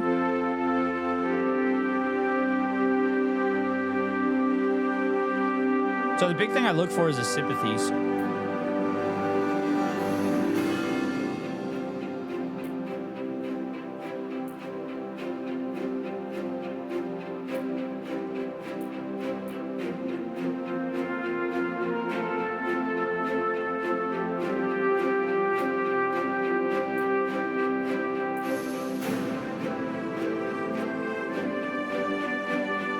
Yeah, that one works.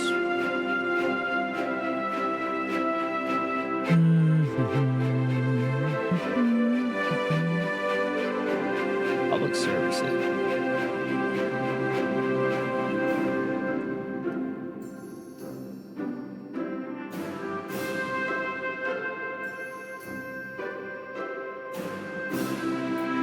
I'm just very confused at how does someone have sympathies with conservatives and socialists? Bernie for president? Motherfucker, I'm president. I'm the goddamn president. Welcome in, lab.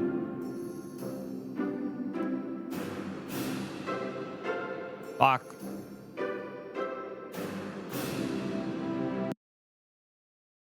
Am I effing?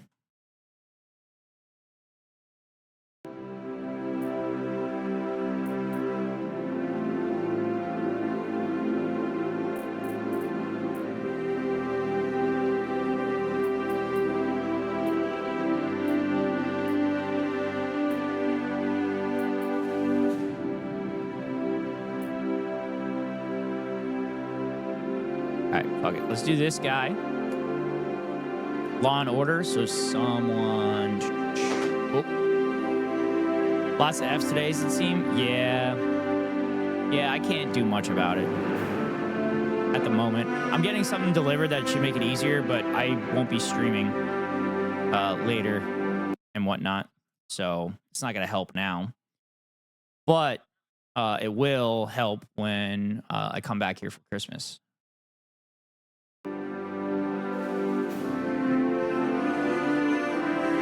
Religious and youth. Sure. Transport. Campaigning is like the most important thing so that they actually like advocate for my policies. So.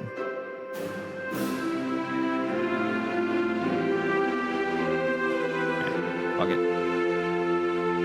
Fuck it. We're good.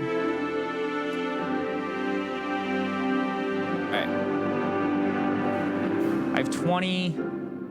Okay. Income tax. Raise that shit. That would increase. Effectiveness 39%. Income minus 3%. Effects negative 11. Implement time 11%. So that doesn't change anything. Revert changes. Let's go to payroll tax.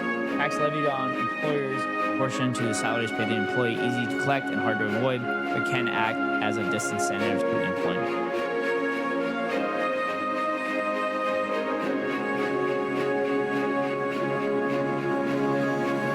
All right.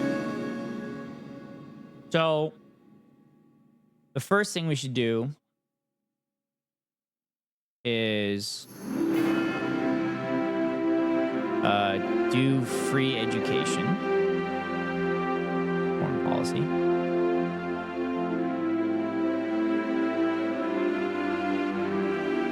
What the fuck? Where the hell is education?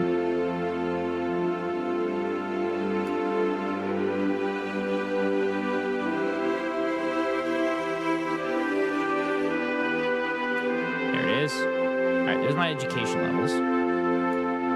So, selective schooling, the government has to take a view on whether it is best that all students be educated together in the same classroom regardless of ability, or is it desirable to place the most talented students. No.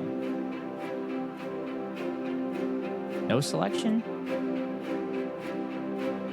Separate classes, dedicated schools, subsidized best schools? No. There should be no selection. Everybody should work fucking together. Except that's not as good of a... That's not a good first policy. Science funding, we're going to increase that. Technology colleges. Selective schooling, postal service, health services, state broadcaster. Private schools, no. Private school's bad.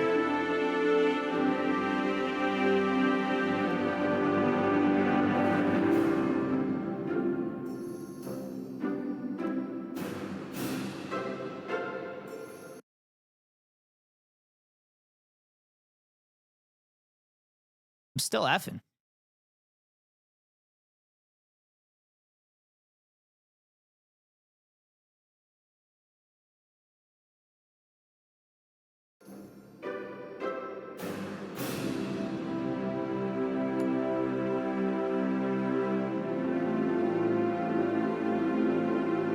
Ban private education. Yes. Insufficient capital.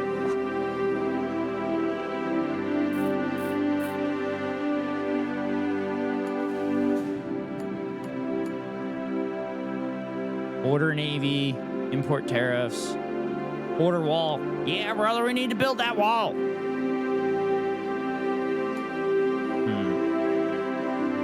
Alcohol awareness, children provision, rent controls. Rent controls is good.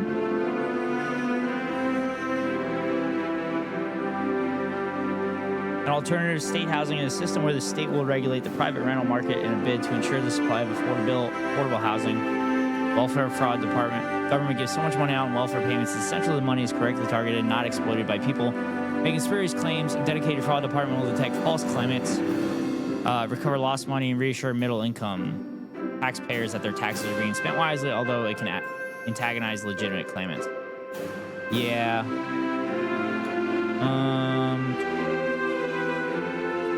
So I should do some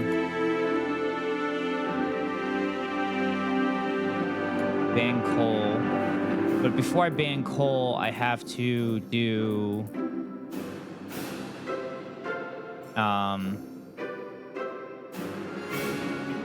state energy company. Oh yeah, state-owned and run electricity company that allows the government to subsidize energy production if it chooses to do so. Yeah, we'll be doing that at some point. Ban Sunday shopping. What? It's fucking psychotic. Cap CEO pay multiplier? Yep.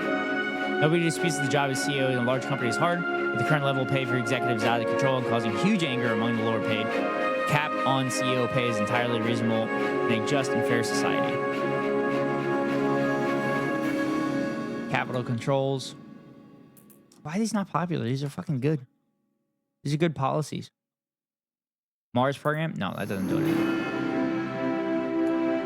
Oil drilling subsidies? Nobody likes those. Trade union restrictions? 82% of the country likes trade union restrictions? What the fuck is going on? What country am I running? What country am I running?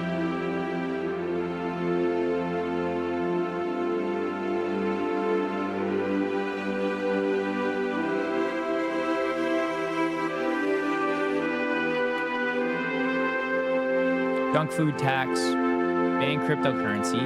Gonna be doing that. Diverted profits tax. Tax levied on estimates regarding large companies' profits earned in this country, regardless of the actual reporting. It's used to prevent multinational companies from claiming that all the profits they earn are somehow only generated in tax haven with little or no corporate taxes. Using cunning account anti-homes tax. That's a good one. All right, I need to implement popular policies.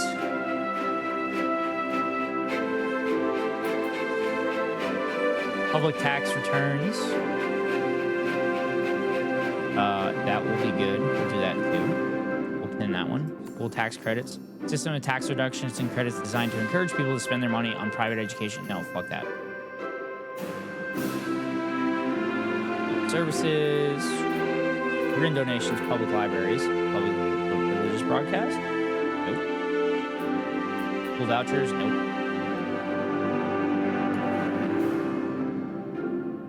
Unexplained wealth orders. Break with the normal assumption of innocence until proven guilty. Unexplained wealth orders allow prosecution where a wealthy individual cannot explain where their wealth comes from. Controversial but an effective policy against career criminals who are clearly profiting from crime. Flags on every street corner. Ups racial tension in ethnic minorities, whose patriotism and induce a sense of belonging, and the people putting flags of our country on every street corner will help our national self-esteem. Oh my god. Could you imagine that? That many fucking flags? Proportional fine. Fine is no deterrent to antisocial behavior if all it does is it does not scale with income. Ooh, that's actually a good policy. Right to privacy. GDP in capitals goes down. What the fuck? It's so fucked. Bicycle subsidy. Okay, this is what I wanted. Bus lanes, bus subsidies, car emission limits, carpooling campaign, congestion charging, cycling campaign, electric cars initiative. Introduction of standardized nationwide recharging system for electric cars has led to increased sales of such vehicles. Oil demand goes down, that'd be good. Free bus passes. Traditionally, free bus travel is offered as a concession to those citizens of retirement ages. Can be expensive, but it's a great way to reduce car usage and reduce pollution and congestion. That's a good one. High-speed rail subsidies, baby. Fucking do it. We're doing it. We're doing it. We're implementing it. Hyperloop, 340 miles an hour. Yup. It's happening. We're doing it. Doing it.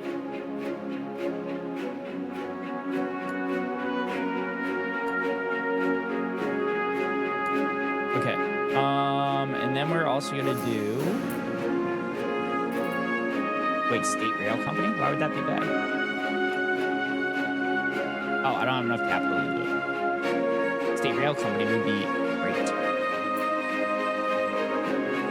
Okay, public services, healthy eating campaign, youth politics console, compulsory foreign language, CO2 campaign.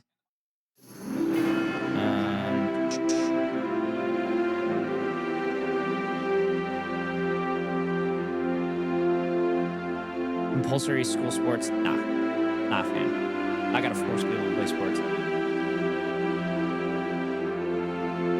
Desalination plants. Healthy eating campaign. Social Justice Foundation. Policy to establish a foundation that deals with the worries and problems of the poor and underrepresented in our country. It will take away some of the worries these people have and gives them a better feeling of being included in society. It won't give them a better life directly, but at least some hope for a better future.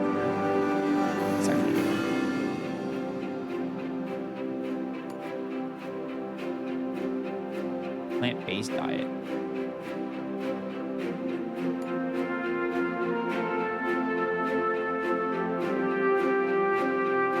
Automation tax. Technology innovation has led to brilliant inventions, the dark side of industrial automation. Diverted profits tax. Health food subsidies. Tax incentive that makes healthy food such as fruit and vegetables cheaper than the higher fat, high sugar. Yes. Junk food tax would work too. Not a lot of people. Tourism ad campaign, welfare. Okay, I'll toss them a bone here. Nope. Maybe ad campaigns, undercover investigators. I gotta make sure I get income off of this. Reporting hotline. All right, let's try this for now. Let's do that for now. Then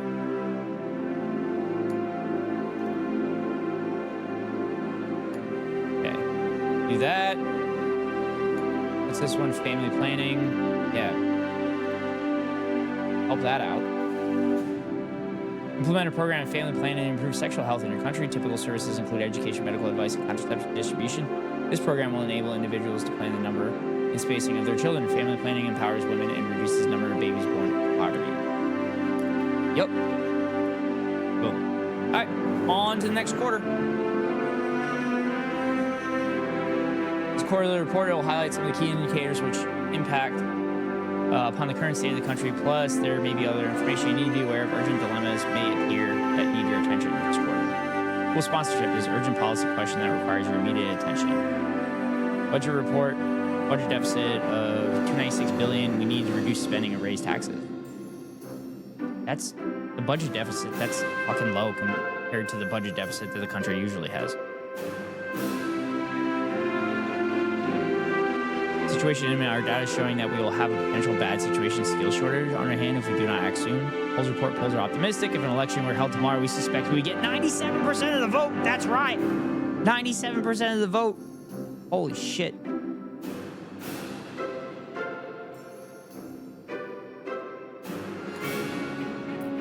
Economic forecast, global economy is in a recession. This is having a negative effect on our GDP. Cabinet report, the loyalty of ministers can be best described as trustworthy. Their effectiveness is generally considered passable. Yikes.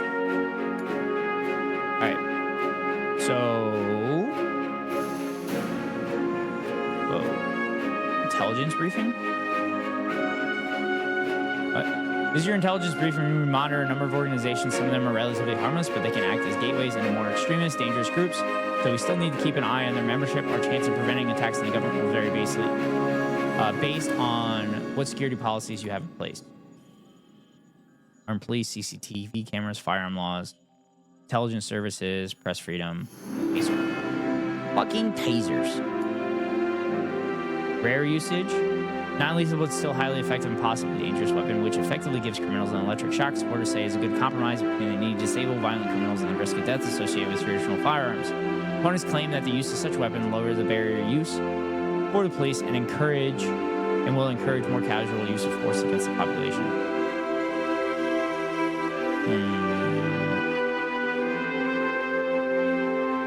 Ubiquitous, routine, common usage, uncommon usage. So that would be good, but they stop fucking shooting people. Actually, let's do.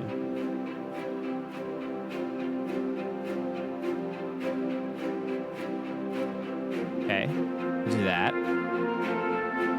Press freedom, yeah, fine. Okay, that's the intelligence.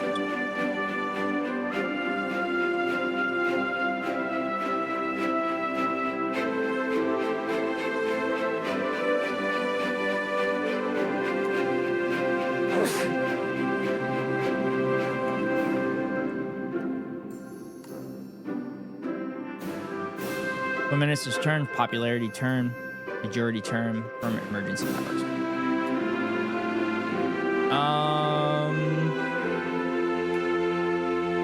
Petrol tax, no. He's not on public transportation yet. Our popularity is great. Cabinet members.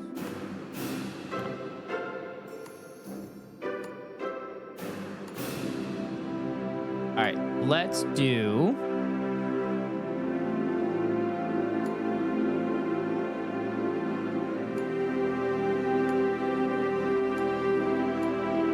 Health food subsidies. That'll help, but we need to increase the education because there's a skill problem.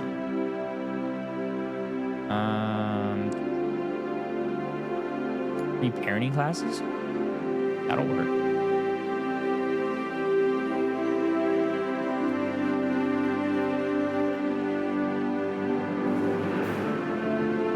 They don't half-ass shit here.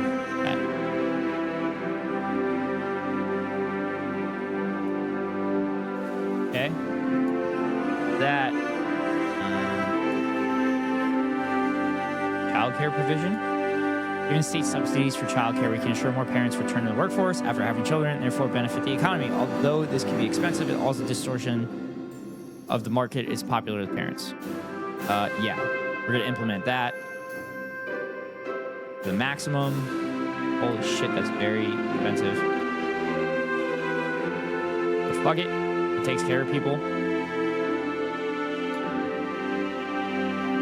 Okay. And then I have two left. Race Discrimination Act prevents citizens being discriminated purely on the basis of race, racist employment practices, etc. Yeah, let's do that.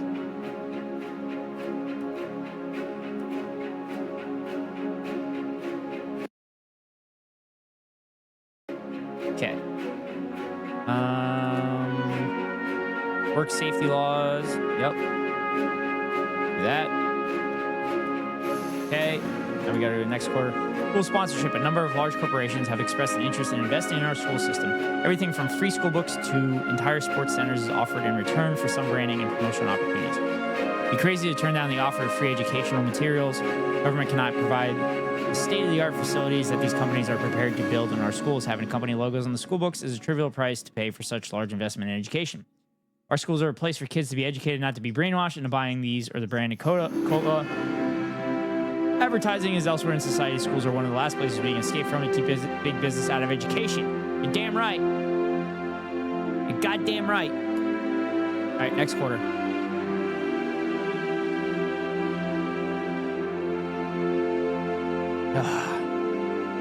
Yeah, there might be sponsorships not in school, but there are sponsorships on the screen. Because at the top of every hour, I run a 3-minute ad. If you want to avoid the ads, you can pay $5.99 for a subscription, or you can get lucky and get gifted a sub, or you can link your Amazon Prime account to your Twitch account. Get a free monthly subscription from Daddy Bezos to your favorite streamer. Hopefully that's me. But here comes the 3-minute ad break now. Okay. Allow foreign fighters to return. Situation imminent. Have a potentially bad situation, drug addiction. We estimate a poll rating 95%. Budget report running a deficit of 354. Okay. For the drug addiction, narcotics and drugs such as cannabis and heroin be legalized. Supporters suggest that it's a crime associated with buying black market drugs that cause problems. Legalize cannabis, LSD, heroin, all drugs. We will do that. We'll do that at some point. But we need to have the rehabilitation shit. Death penalty? No.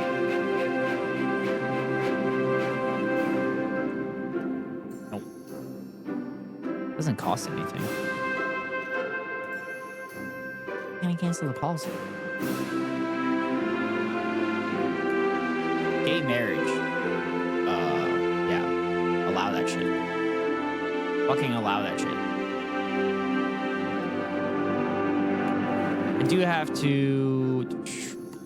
I have to increase tax revenue though. I have to do that.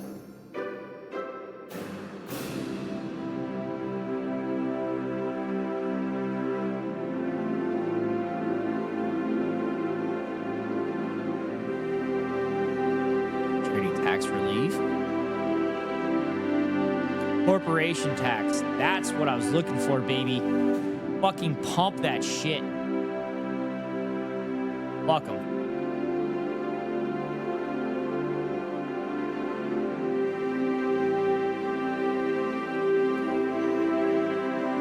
Worth it. Worth it. Clean energy subsidies. Nope. Do that. All right, some of our religious citizens left our country to fight in a religious war overseas, a war that in many ways threatened our interests and security. That fighting is now ended, and the fighters have expressed regret for their actions and desire to return home. Block fighters from returning when our citizens leave this country to go fight alongside our enemies abroad. They lose any claim to citizenship and any right to live here. Under no circumstances should they be allowed back, not even to stand trial, be an insult to our soldiers. Allow fighters to return. It's a difficult principle to defend, but we have to accept that our citizens are our citizens, even when they commit crimes abroad. In this case, even take up arms against us. By all means, prosecute them for their actions, but we cannot deny their citizenship because we find it convenient. Yeah, prosecute them. Prosecute them. Fuck them. Fuck them. They shouldn't have been fighting for people that were committing war crimes. Sexual assault, national outrage is women's sexual assault in public transport is widely reported. Violent crime against women is abhorrent that rape could be committed. Budget deficit of 204, that's good.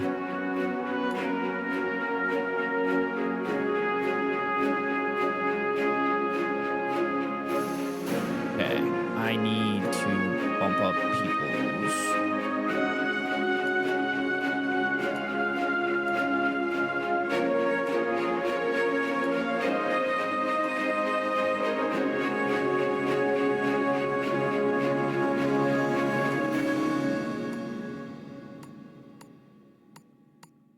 Winter fuel subsidy, special concession given to the elderly. This is regular welfare payment made to everyone over retirement age.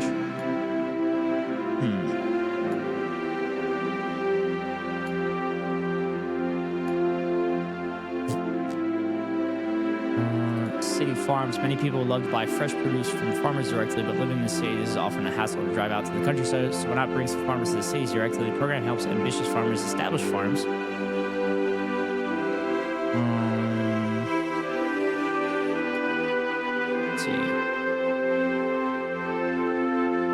Smart meter.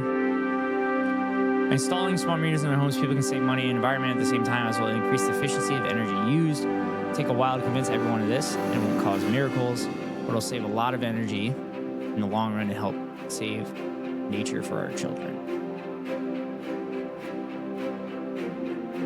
young entrepreneur scheme. They're calling it a fucking scheme. Helicopter money? Unusual policy designed to boost the economy immediately, where the government effectively prints free money and hands it directly to citizens for them to spend. Normally, the amount is fixed and can be withheld from those on high incomes. Like all money printing, it is inflationary. So it's nothing to do with helicopters. It's just that you give people money.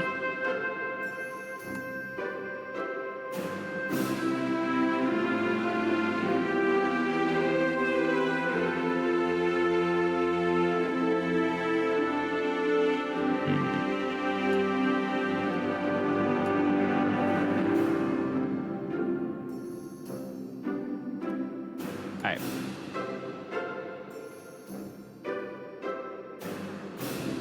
State energy company, state-owned and run electricity campaign that allows the government to subsidize energy production if it chooses to do so.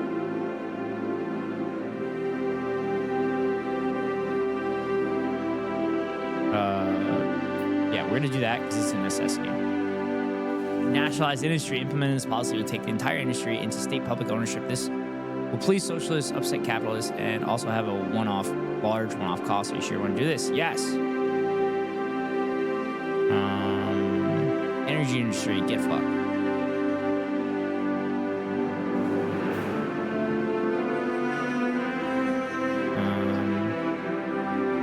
Trade unionists.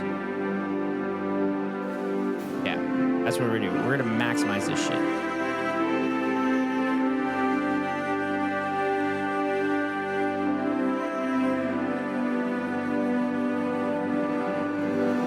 Okay.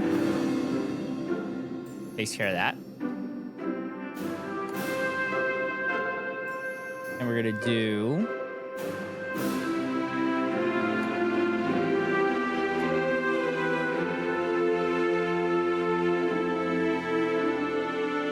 workers on boards. Yes. Unpopular with capitalists who fear that workers would basically vote themselves higher pay and shorter hours. Socialists and trade unions see the policy as ensuring the company works for its employees as well as its shareholders. Yep. Implementing that.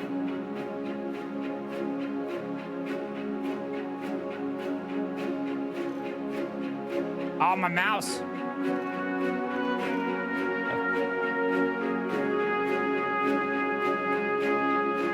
Go.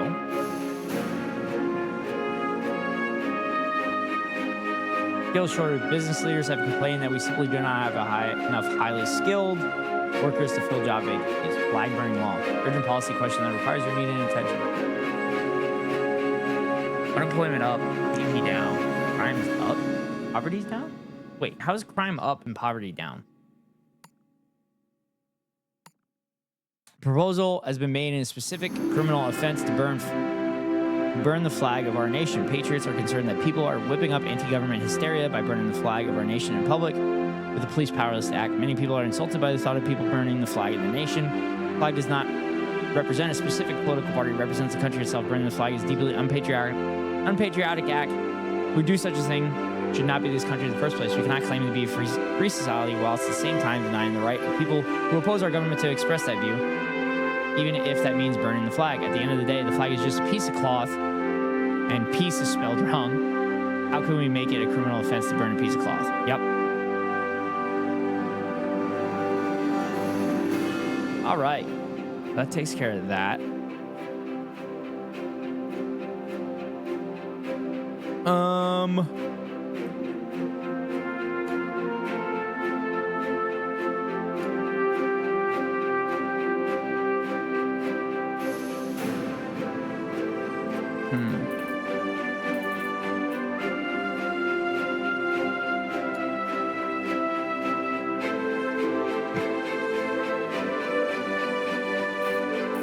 I do want to ban private schools.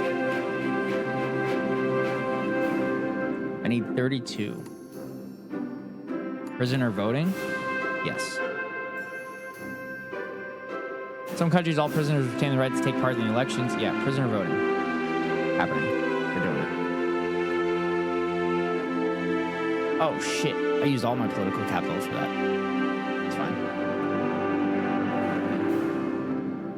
Safeguard oil supplies. Urgent policy question that requires your immediate attention. GDP's up. Polls are optimistic. 89% of the vote. Representatives from oil companies based in our country have requested that the government deploy troops overseas at our oil refineries in the Middle East to protect them from attacks by terrorists. The governments involved are happy for our troops to be stationed on their soil for this purpose. Send the troops. This is why we have a military. We should not be afraid to use it. Foreign terrorists need to understand that we are prepared to take determined action to safeguard our oil supplies. This is not foreign invasion, merely the provision of extra security for vital parts of our industry that happen to be overseas. If we do not deploy troops, the oil supply will suffer. Doesn't matter what our motivation is, the symbolism of our troops landing on foreign soil, heavily armed and prepared to use deadly force, is going to cause a major backlash in some countries. It's likely that this will lead to both problems with international relations and the possibility of increased terrorism. Our troops are not the security wing of the oil companies. This is no job for them. Yup. All right, oil supply goes down.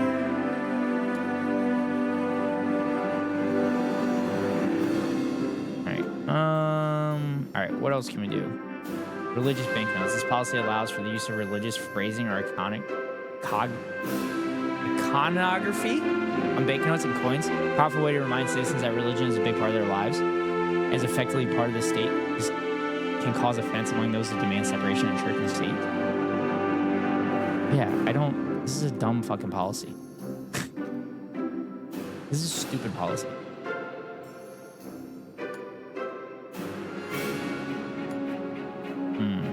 Health tax credit. System of tax reductions and credits designed to encourage people to spend their money on private health care. No, fuck private health care.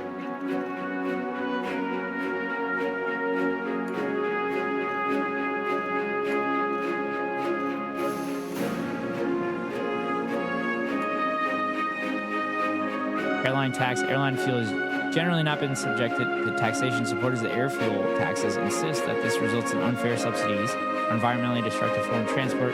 Airlines point out that taxing airline fuel will just encourage them to refuel elsewhere, thereby diverting funds from our economy. No, we have a good fucking base. Alcohol tax, that's fine.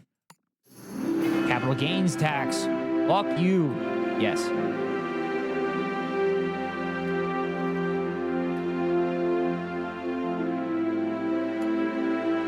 And then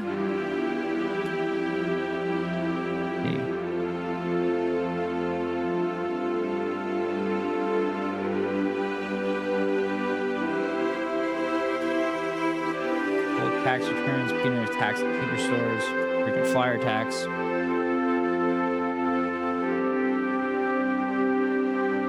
And crypto, microgeneration grants. These grants are given to citizens to help subsidize the cost of energy. Microgeneration systems such as solar panels, wind turbines, good way to take advantage of some people's desire to make a personal step. Yes. And we're gonna do that. Apply that.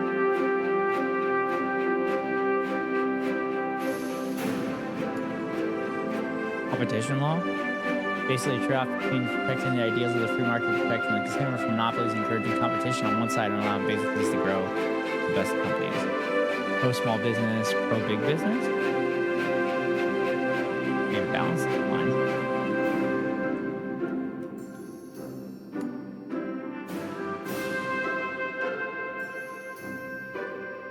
Food stamps.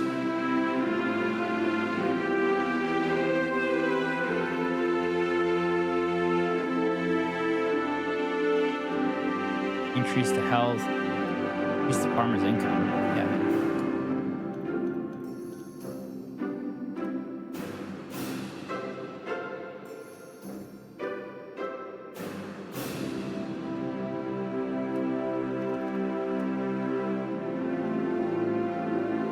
Okay, on to the next quarter. Richest company pays no tax. The richest multinational company in the world has paid us no tax this year, despite turning over billions of revenue in our country using the best exploitative accountant.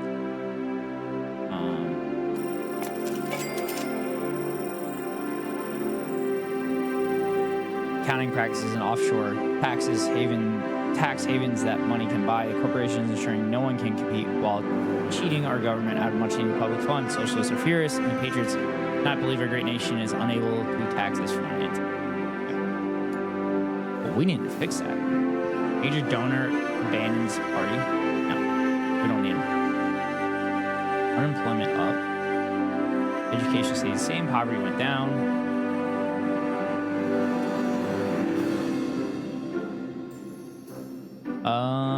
One of the major is insisting that you placate to them by implementing specific policy in the Young Entrepreneurs Scheme. If you refuse to do so, they will abandon the financial support of the Democratic Party. The scheme is to help support young people who are aiming to become businessmen in the future by giving them opportunities to learn from veterans and detailed information about what to do and who to ask. It will increase the happiness amongst capitalists as they see their future secured. No. Get fucked. Get fucked.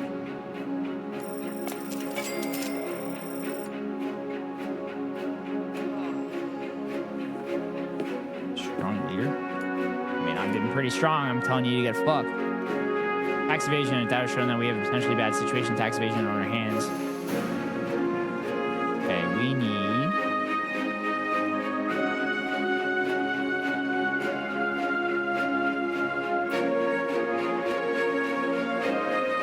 Our parties get more popular. We added 20 million new members and 1.2 million new activists. Oh, shit.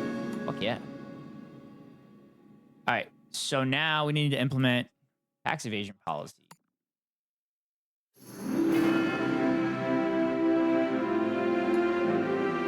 We're going to do this, and we're going fucking Adam, baby.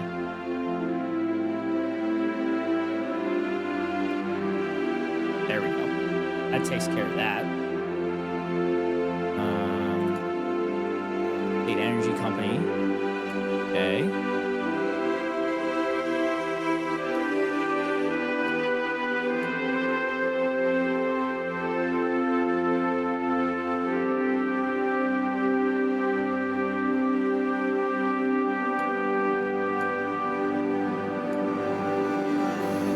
All right. Recycling, bottle banks, limited doorstep, universal doorstep collection. Yes. Then we're gonna do prison regime, harsh, balanced, gentle.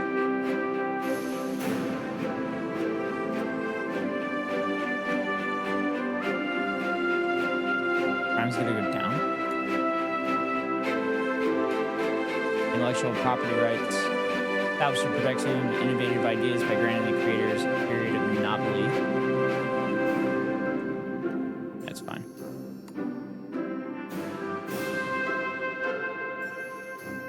National Armed Forces Week. Rubber bullets.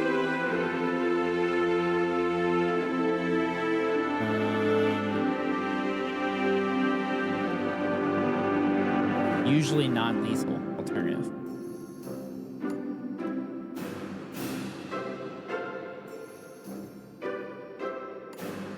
Tear gas? We use it all.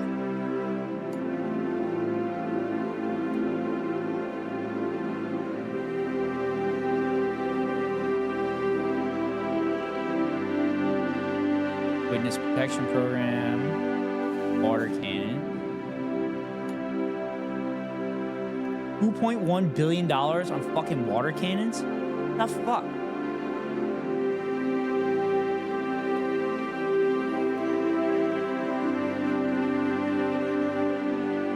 Prisoner tagging.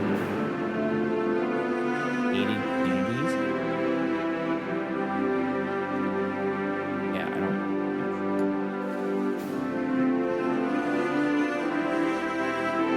Gay marriage, body cameras.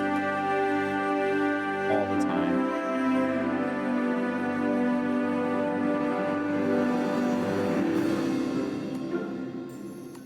Alright. Where else can we go? What else can we look for?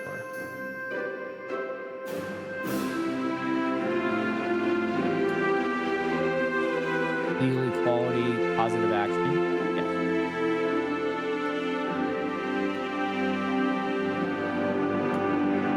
Firearm laws, no automatics being done. No well. License, minimum age, strict controls, total ban. Do it, old man. All right, 6.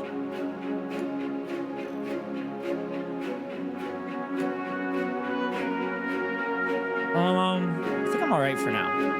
I think we're gonna save over stuff for the next round.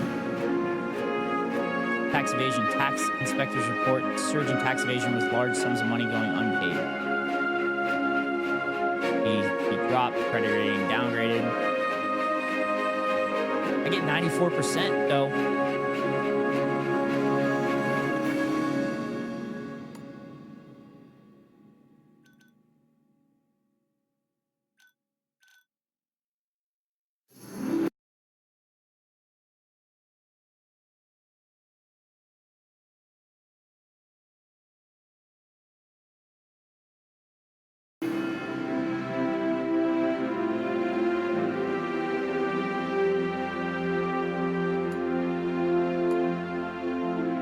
All right.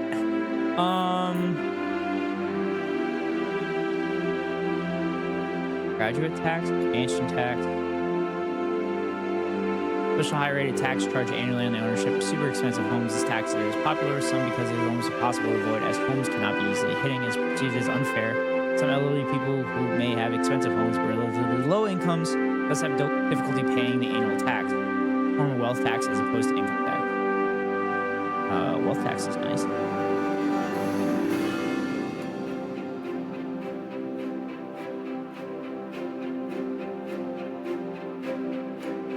State schools, modern textbooks, student laptops. Yes. Free education for all ensures high levels of literacy and can benefit the economy, those parts of the economy. Yeah. We'll do that. Elective schooling.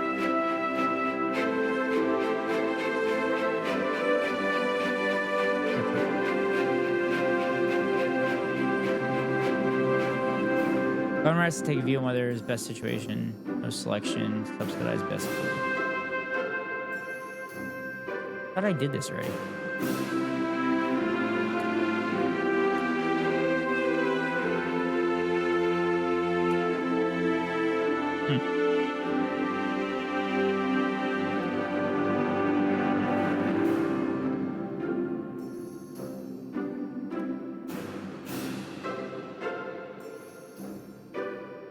All right, I think we advanced to the next quarter. I think we advanced to the next quarter so I can accrue more political capital. I can do some bigger policies. Bailout company. Unemployment's up. Poverty's down.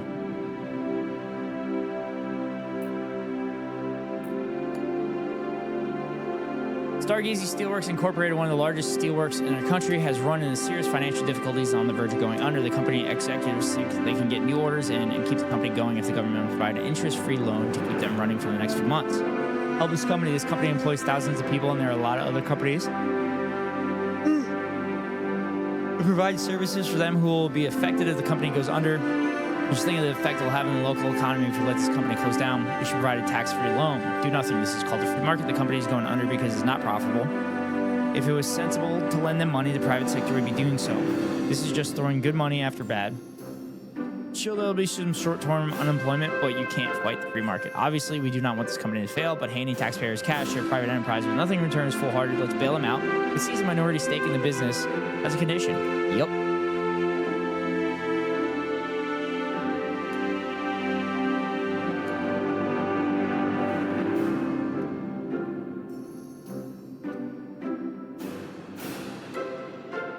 All right, there was universal basic income, rent controls,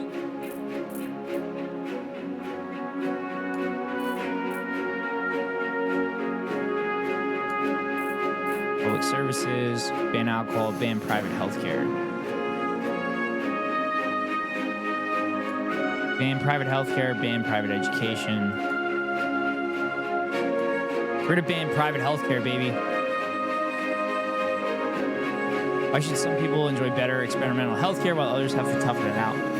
Banning private healthcare will make sure that no one gets special treatment while everyone gets what is needed for him or her to get well again. Nobody's health should be determined by the size of the bank balance. Agreed. Ban it. Get rid of that shit.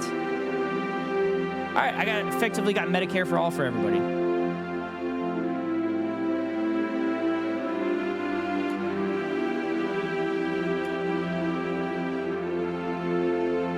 That's what I wanted to do. So we did it. We're going to ban private schools then too. So I need to accrue more political capital. Debt crisis. Country's now in the middle of a debt crisis. What do you mean it's in the middle of a debt crisis?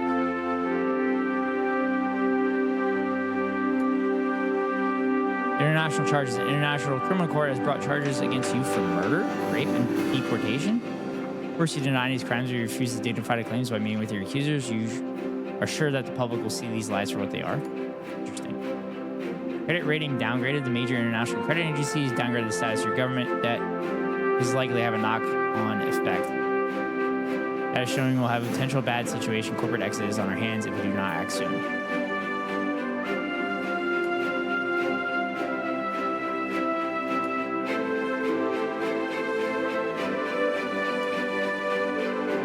The deficit is only it's a $500 billion. But I need to increase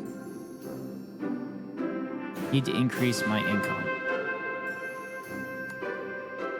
Charity tax relief? No.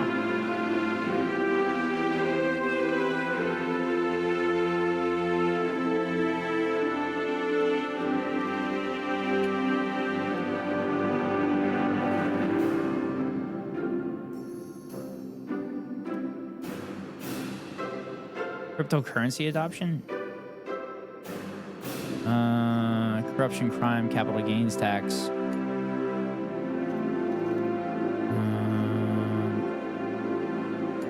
do I decrease the tax credits? System of tax reduction and credits designed to encourage people to spend it. No. Get rid of that fucking policy.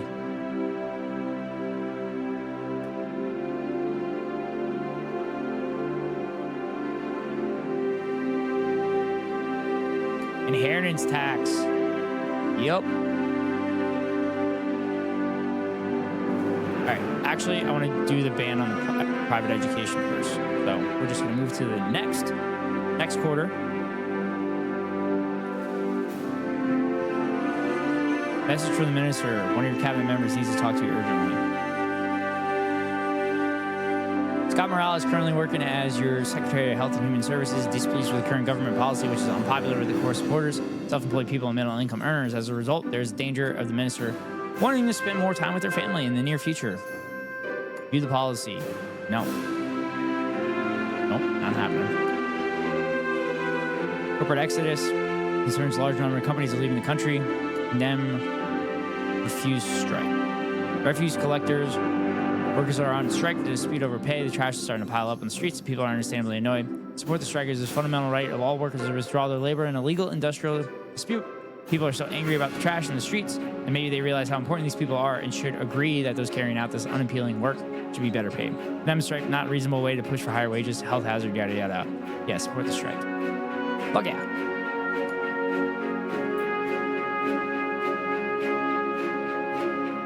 We added 13 million and 1.8 million activists. Nice.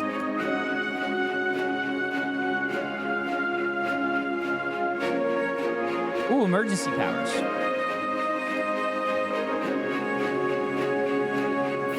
Public services. And private education. See ya.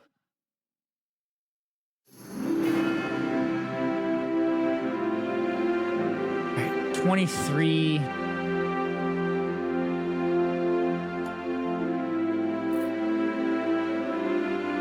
Clean fuel subsidies, free park passes, free bus passes. Yeah.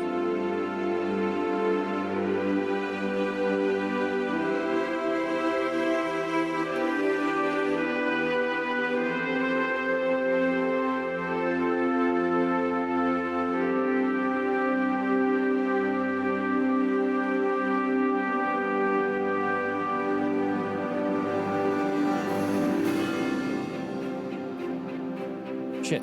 The fuck? Oh, fuck. Government borrowing, income tax, payroll tax, corporation tax, capital gains tax, diverted profits tax. Okay, so since everybody's getting these free government services,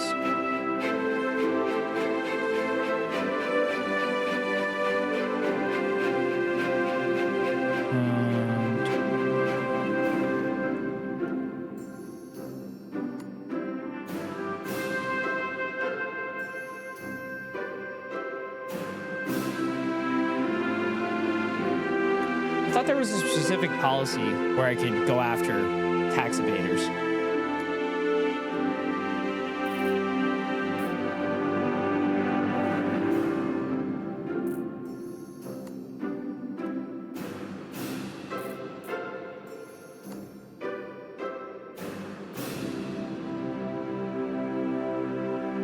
New major party donor. Your fundraising efforts have managed to attract new wealthy individual to donate to your future campaign fund. Make sure you keep this donor happy.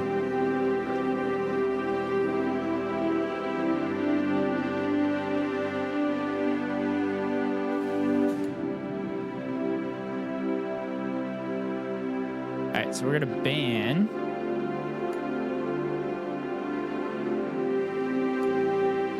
cryptocurrency adoption.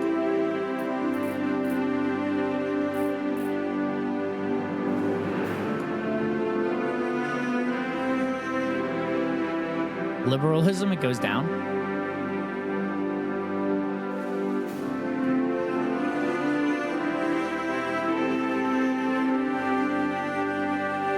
All right, no cryptocurrency, because that shit sucks and stupid. Space program, invest in your country's efforts to explore space, as well as purely scientific benefits. A well-funded space program boosts the level of technological expertise throughout the entire economy. Also unite the country and encourage patriotism.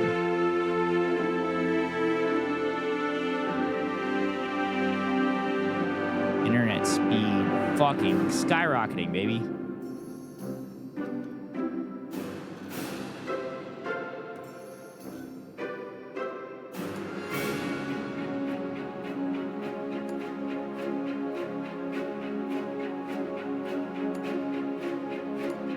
We're gonna get rid of this dude.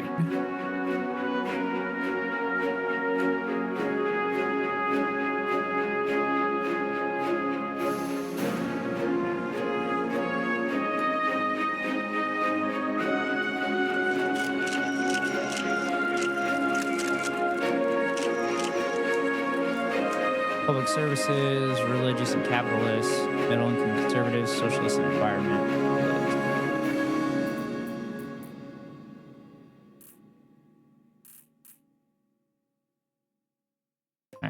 That dude works.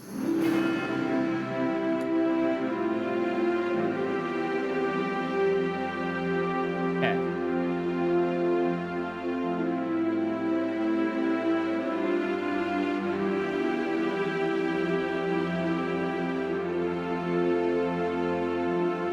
My popularity is pretty high.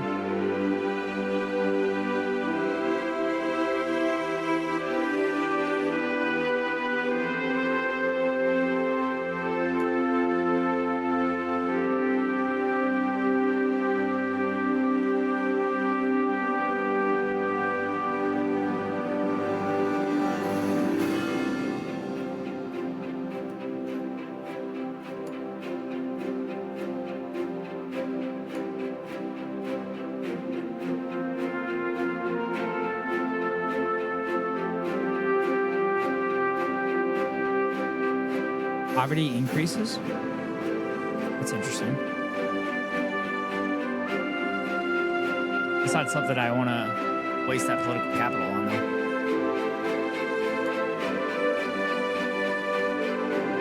I'll wrap it again.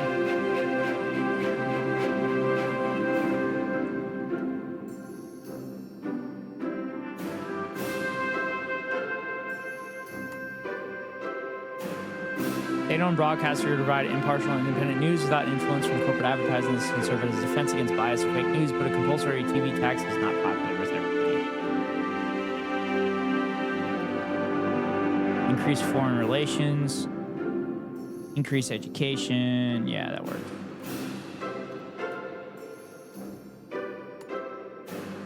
Free school meals? Yes. Easy. Easy fucking choice.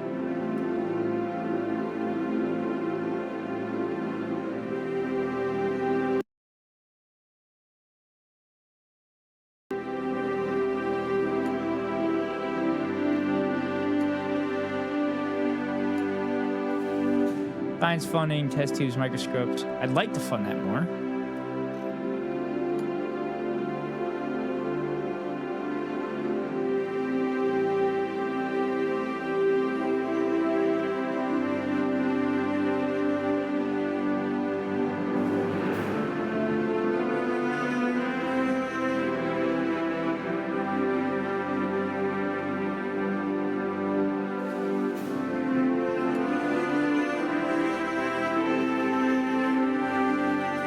Why can't I find...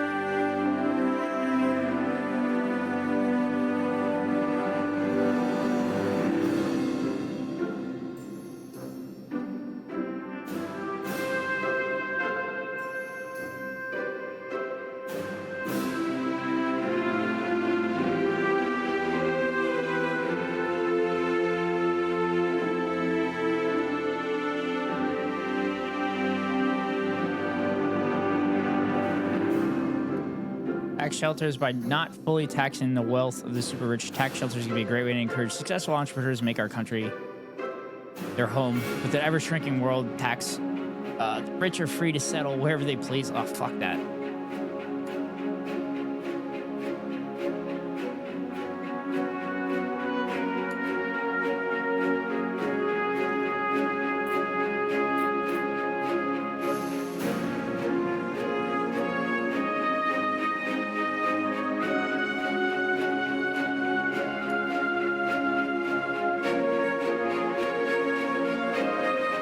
Why is there tax? Why is there not an easy like tax enforcement?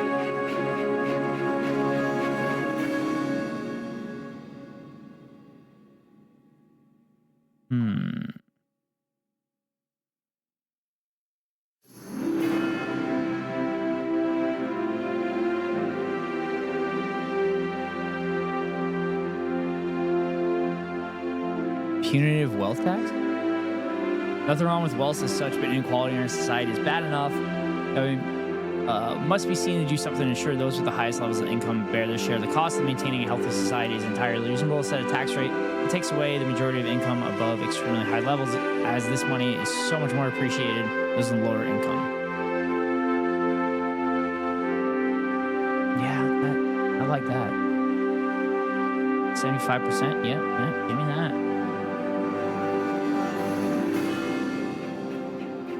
Takes care of that.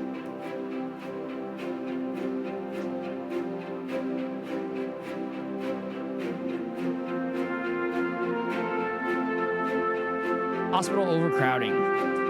Simply aren't enough hospital places to go around. Problem is especially bad amongst the poor who cannot afford private health care. That's because private health care isn't existing. People waiting in the queue for vital operation are naturally not inclined to vote for your government again. Okay. Fake news. Fake news is now widespread on our country's social media. Oh, yeah. I need to fix that.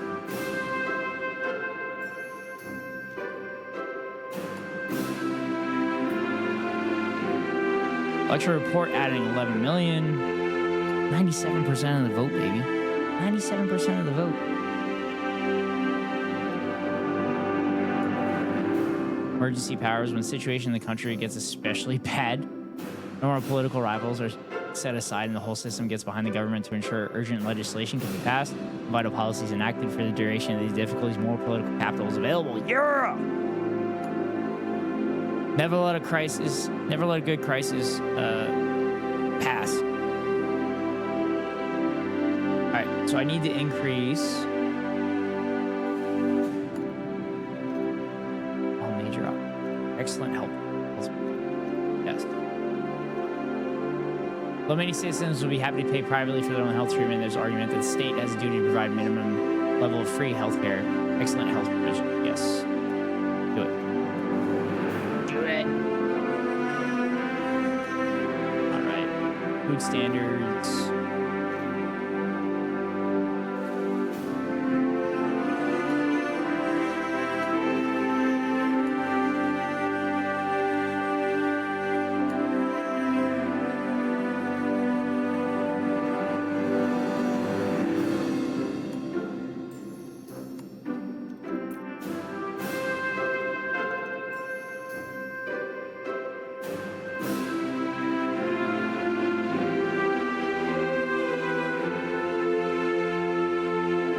Number of turns of inertia in this effect, so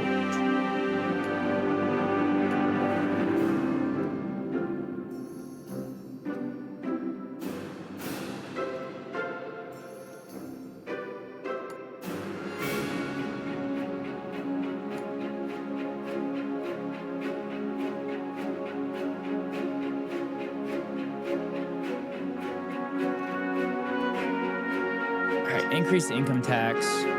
We'll increase the payroll tax.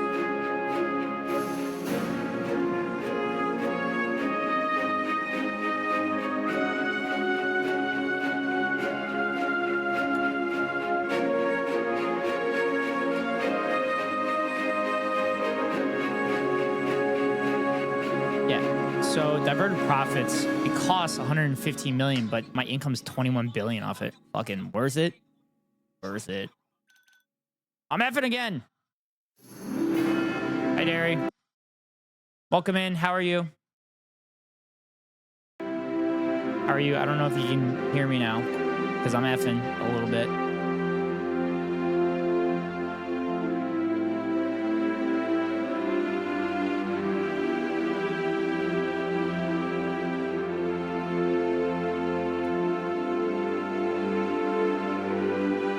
BC, happy to report that the BC problem now seems to be under control. Poverty is down.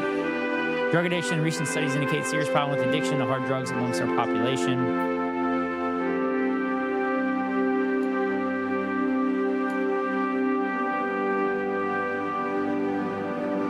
Narcotics, legalize all drugs. Drug addiction's up. Yeah, but the other thing is, so with that drug addiction, we'd like to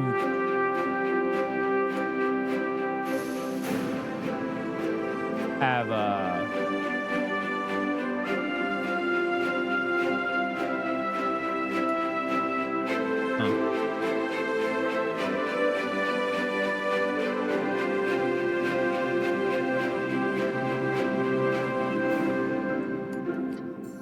How are you, Derry? What are you up to?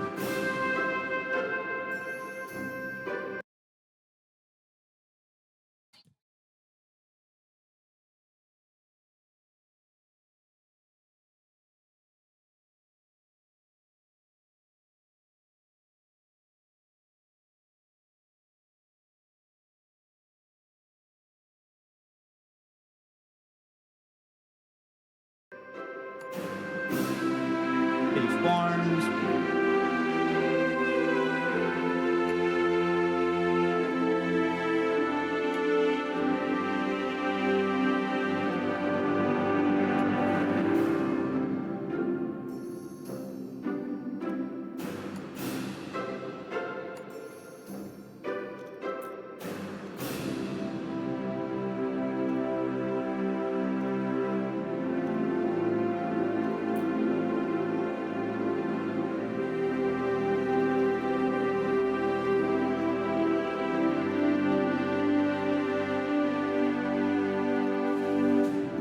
I did an inheritance tax.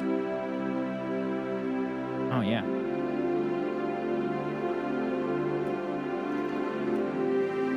Okay, inheritance tax takes care of that. Major fines. Takes care of that. That's good. All right.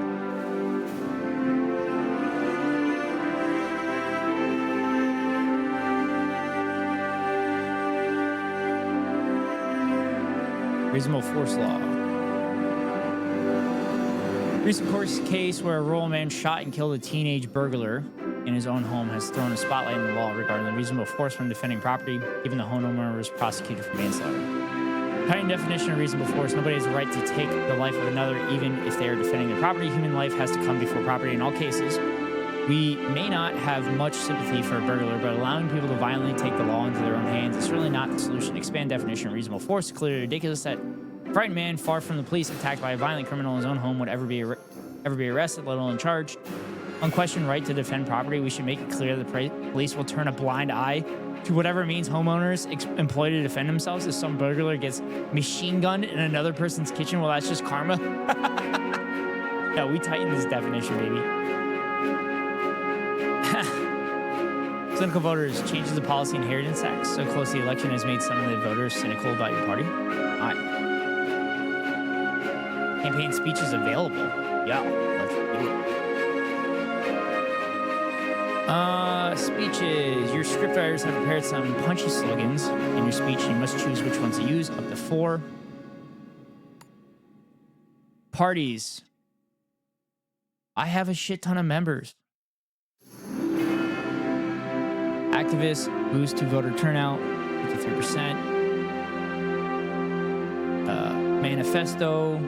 Manifesto promises are optional, but if you need a last-minute pre-election boost, making grandiose claims to the electorate might be a good idea. Be warned that if you do get reelected, you will be punished by voters if you break promises. Fundraising. Oh, my fundraising has went through the roof. HDS, voters, patriot, environmentalist, liberal. Jonathan Allen, sympathies for the poor and the patriot. Perceptions. Seen as a strong leader, baby. The strongest leader. All right, speeches. Capitalist. Fuck yeah. Let's see. Let every nation know, whether it wishes us well or ill, that we shall pay any price, bear any burden, meet any hardship, support any cause. On this day, we come to proclaim an end to petty grievances and false promises. Parents, yeah. So much possibility, so much excitement in this country. State employees, yeah, are distressed, yada, yada, yada. Trade unionists, and we'll do, yeah, that worked. The screen shows you the results of the speech, illustrating how popular it is with wide focus on a group of voters. There we go. Poland's good. Poland's good. We're going up. We're going up.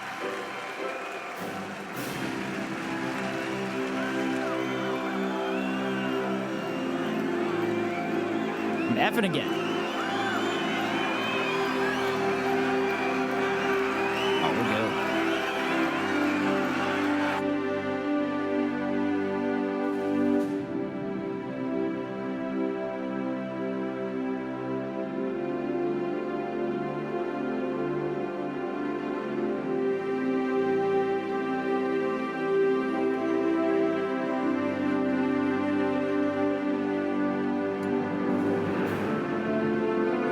Currently working as Attorney General, Tyler, serving in your government, may wish to leave the position, possible politics altogether, may be able to persuade them to stay by taking steps further. Religious people and young people. No. Egalitarian society, the dawn of a new era is upon us. Our society has become more equal and accepting than ever before. That makes many people happy. Yay! Manifesto promises available. National sports stars gagged by foreign power. When sports are a business, athletes need to check their contracts before speaking their mind. A groveling apology was issued to a foreign superpower who took exception to the sport being voiced for a protest movement in their country. Manifesto. Human development raised by 50%, cut by 50, and unemployment cut by 50, violent crime cut by 25. Yeah, I'm not willing to do that.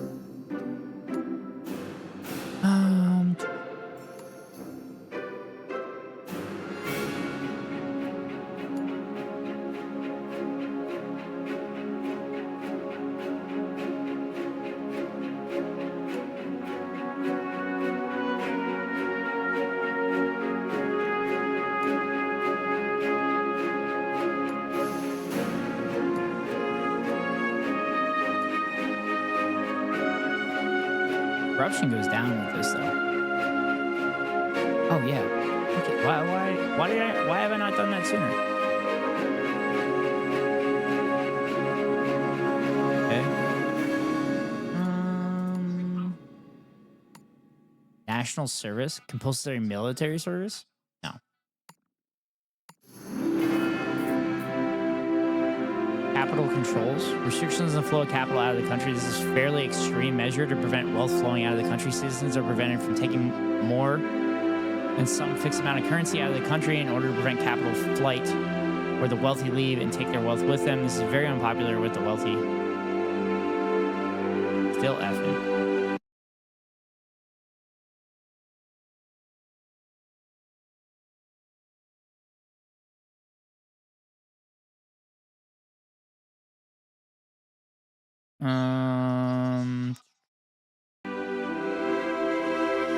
Oil drilling subsidies, vertical farm subsidies, helicopter money, go home regulations. Okay, we need to do this. Increase energy efficiency. We need to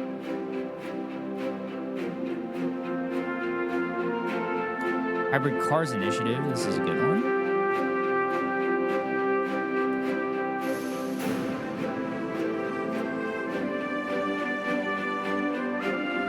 What else we can do?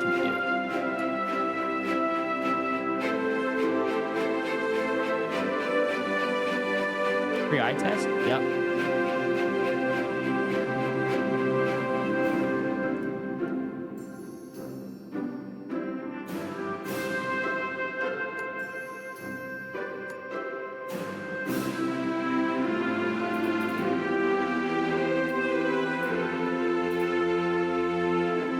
Water company. Yes, that is a necessity.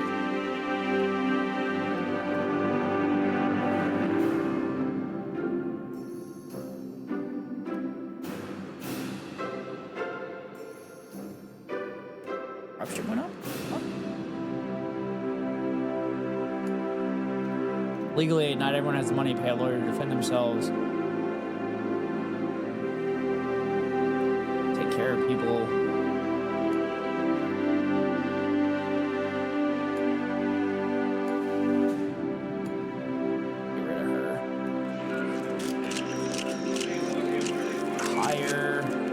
Else.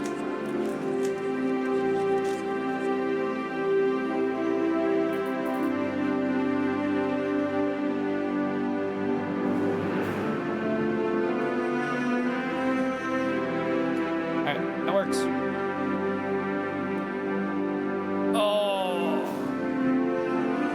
Oh, the vote's happening. The election happened. Oh, look. Oh, look, I'm winning overwhelmingly. Oh, that's weird. I won overwhelmingly by doing policies that actually help people. Get out of here. No way. Who could have pictured it?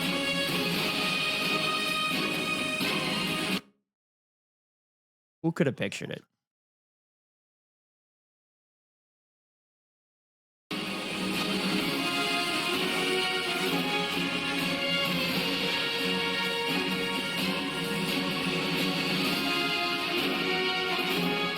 Post-election reshuffle, you can take the opportunity election win to reshuffle your cabinet ministers right now without losing political capital. If you need to throw out some disloyal members, you can do it now. No, they're all pretty loyal. Pretty happy with it. Public land law. Much of other countries feel privately owned with access to walk on the land restricted by landowners. There's a strong campaign to bring in laws forcing landowners to make their land accessible to ramblers and walkers to enjoy the countryside within certain guidelines. Block this law. Private land is private land. This is the very basis of private ownership and capitalism. The owners wish to restrict access to the land. This is entirely up to them. This is nothing more than thinly disguised class war attempt to disgruntle. For the law, it's crazy to have so much open and often entirely unused land in private hands. While our cities are so overcrowded, this land will allow citizens to enjoy the beauty of our countryside while retaining the final property rights and ownership privileges of the landowner. Good compromise. Yeah. Agreed.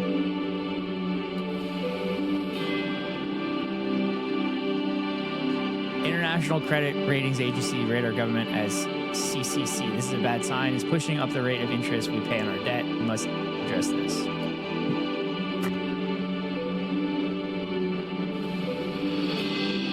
Huh. People don't give a shit about the GDP going down. They just care that they're taken care of. Weird. Weird how that happens.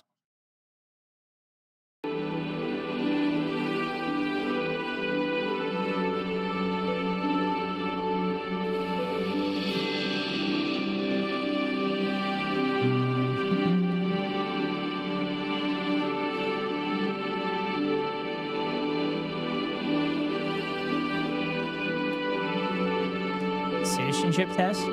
Our way of ensuring that people migrating in our country have a demonstrable understanding of our culture and history. This lessens the chance of a clash of cultures for newcomers to the country, encouraging integration and reassuring patriotic members of society that they need not fear immigration. Fucking psychotic. Why did I waste money on it?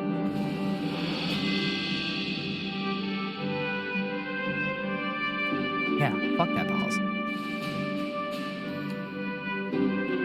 Foreign aid. Some foreign countries have very poor economies, poor education, or food shortages. We're going to take care of them by not sending our fucking military. Overwhelming force. Highly trained. Yeah. Welfare fraud department. That's working. Lost history. Okay. But I'm bringing in. Yeah, I'm making money on that. There's a welfare fraud department, but there's not a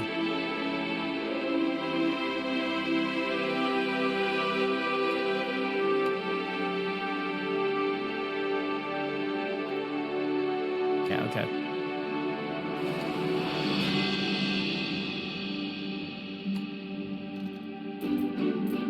Unexplained wealth orders.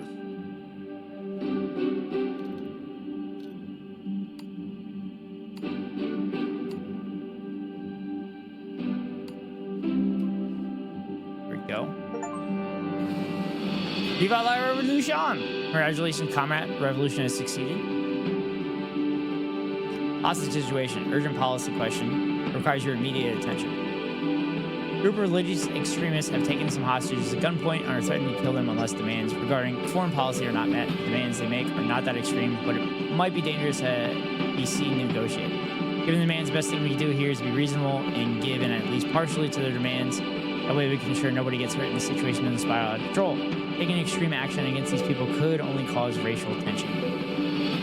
There's no negotiating with hostage takers. To do so would open floodgates to total chaos. It's unfortunate for those citizens taken hostage, but we need to storm the building right now. Try to get those people freed. If that means shooting the hostage takers and losing a few hostages, that's the price we pay. No. That's fucked.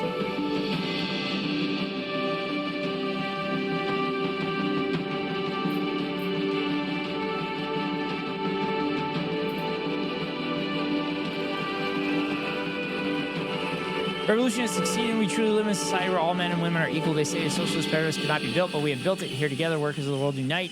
Woo! I did it. I did it. I did it, chat. Made an equal world.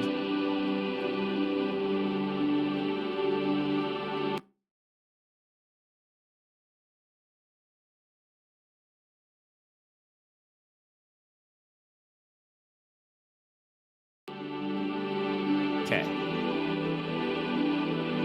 All right. I need to bump up my income, just like I bump up my income when I'm streaming, because I run top of the hour ad breaks. At the top of every hour, I run a 3-minute ad. To avoid pro ads, you can pay $5.99 for a subscription, or you can get lucky and get gifted sub, or you can link your Amazon Prime account to your Twitch account and get a free monthly subscription to your favorite streamer. Hopefully it's me. Here comes the 3-minute ad break now.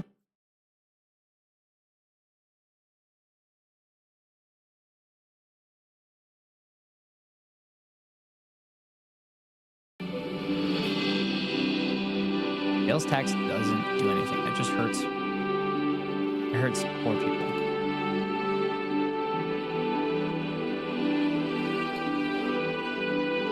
Airline tax. Oh, I wanted to do state rail company. Yep. Rail usage is gonna go down. Corruption's gonna go up.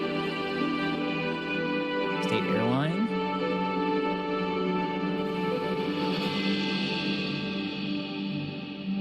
Let's do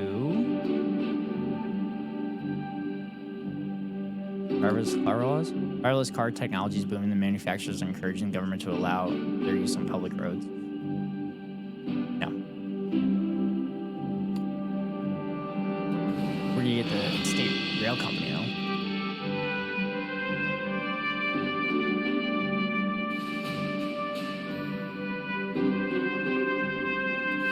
Fuck the rail industry. Welcome. State airlines. Yep. Fuck those airlines. So much prestige is wrapped up in a national airline that literally flies the flag of our country. Often considered worthwhile to have state-owned and run airline. Maybe run at a loss to encourage tourism and patriotism. There we go. All right, we got state railroad and we got state airlines.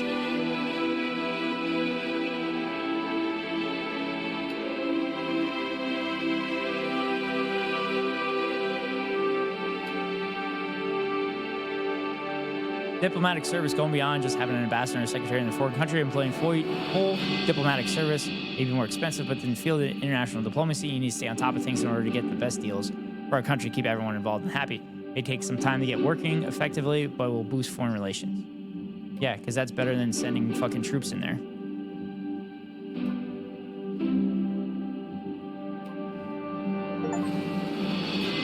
Top marks, Carl's marks today would be applying for citizenship. Park ranger killed. Park ranger disturbed a group of armed poachers was killed in line in duty today. The value of an endangered species in the black market means the poachers are now willing to murder. Not good. No idea why the government does this. The words of Sarah Morgan when describing the daily suffering of her elderly mother in acute and constant pain from an incurable condition that has turned her life into living hell. The government still opposes right to die and need to live. Oh, yeah. Yeah, that's fine. Single doctor agreement, families agreement at will.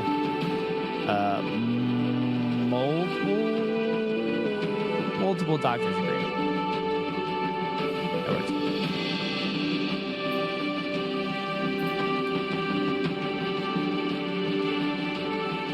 Angels of Heavenly. Press freedom, CCTV cameras, town centers. Widespread, every street corner. Face recognition system, no. No, we're not doing that.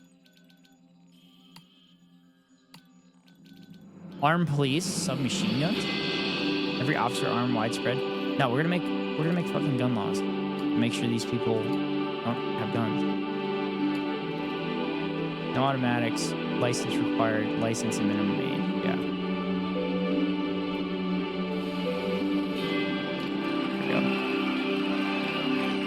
We've built a socialist paradise on Earth mostly by banning anything that looks a bit too capitalistic to each according to their needs and so on. Yep.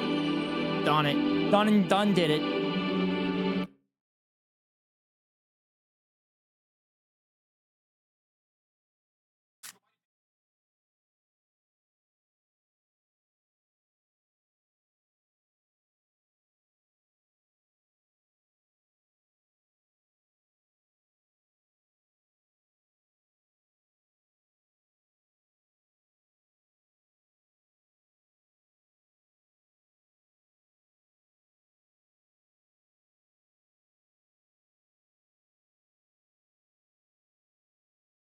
Dropped a lot of frames. I don't know what the fuck's going on.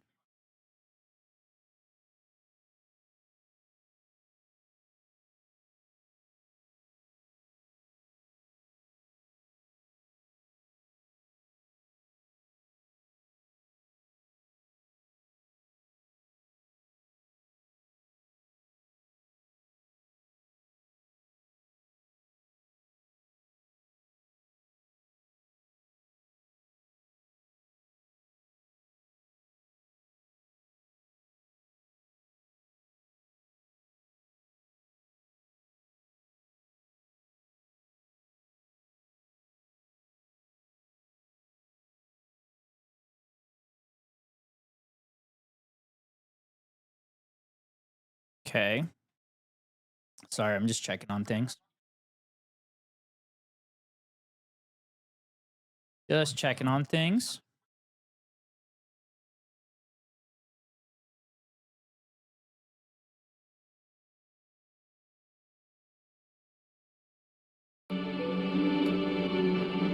Hyperloop. Yeah.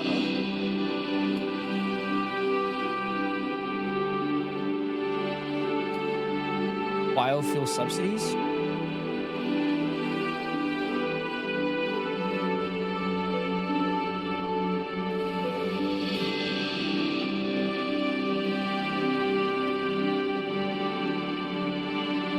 We're good there. Power lines, urgent policy, needing attention. Angry citizens are protesting against a project to build power lines through their villages. These power lines are necessary to further increase the use of renewable energy sources. Not building them would be an economic setback, but if you ignore the citizens, they will make them even angrier and supportive of their cause. Nobody wants power lines next to their homes, but they have to be built somewhere. Until recently, these people have been demanding more clean energy. Power lines will be built. Stop construction. There are alternative ways to explore, like underground power lines, and there are claims that the health of those living near power lines may be in danger. It's better to be safe than sorry.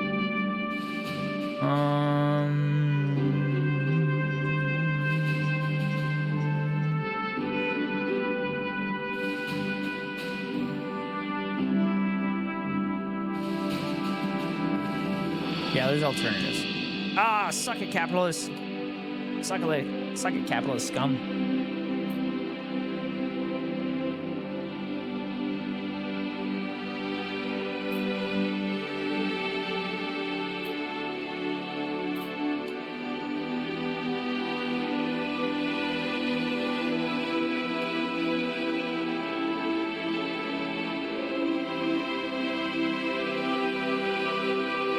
There we go.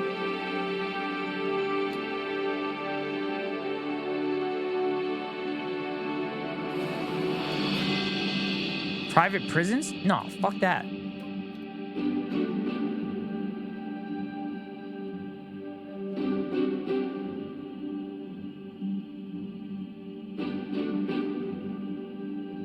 No, I don't want fucking private prisons. I don't want any goddamn private prisons.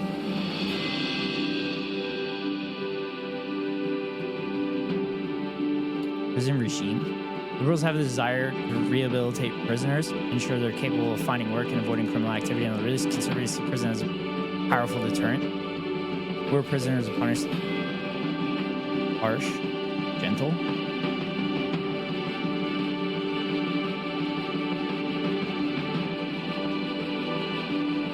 Yeah, take care of people.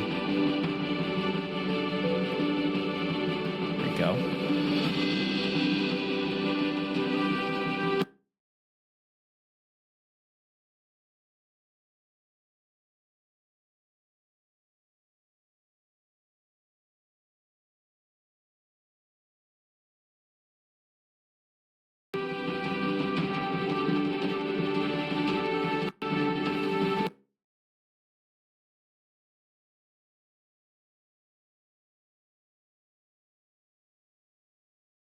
All right.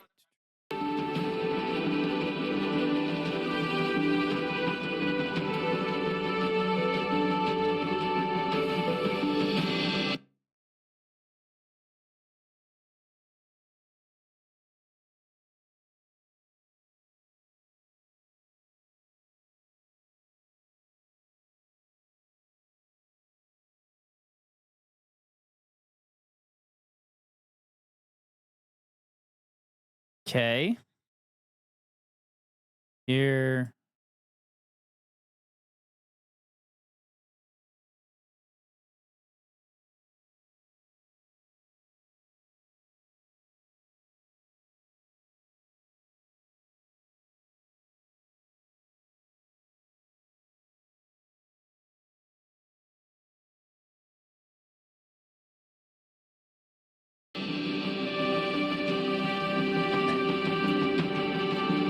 Takes care of that.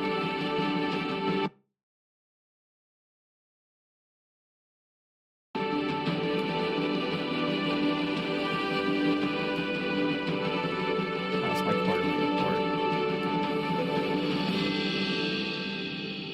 fanatically supportive, fanatically opposed. I don't have a lot of fanatic opposers. Kind of crazy implementing these policies, progressive policies that are taking care of working class folk leads to, you know, winning elections. Crazy.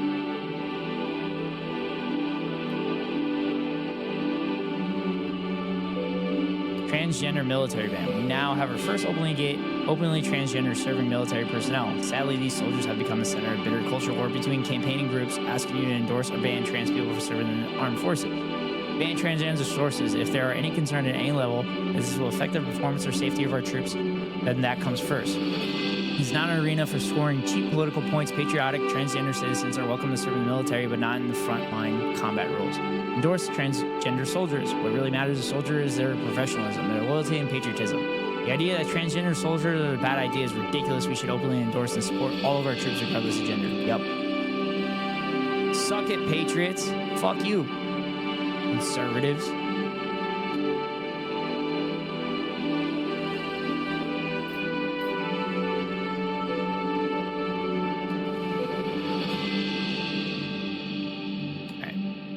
Let's see. The homes tax. Graduate tax is dedicated tax levy pure than people graduated from university. No. Religious tax. Bumps up education. Effectively an income tax or tithe that hands a percentage of people's earnings directly to their religious institutions for uses they see fit. Hopefully this funnels money into good causes in the same way as charities do. Puts ample room for corruption, as unlike the state, religious leaders are not elected by those paying this tax. Oh, I thought it was a tax on religions. Financial transactions tax. Yep. Give me that. Me.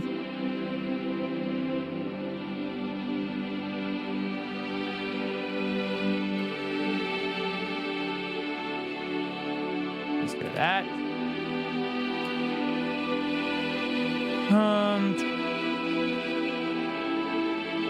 Recreational drugs tax. Obviously, it'll increase. Yeah, but I'll get bump up income.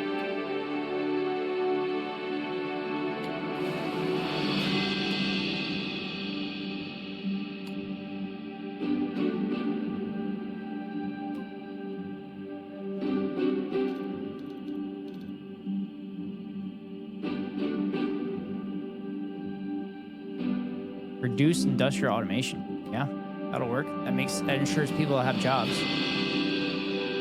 Huge hurricanes. Communities have been devastated. Thousands dead. Natural disaster.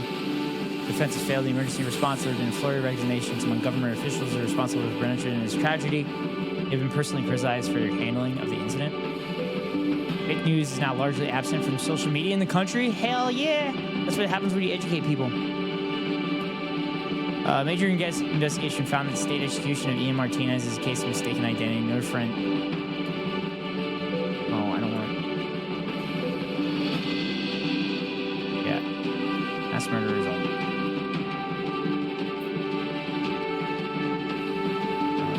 Report, cabinet report. Okay.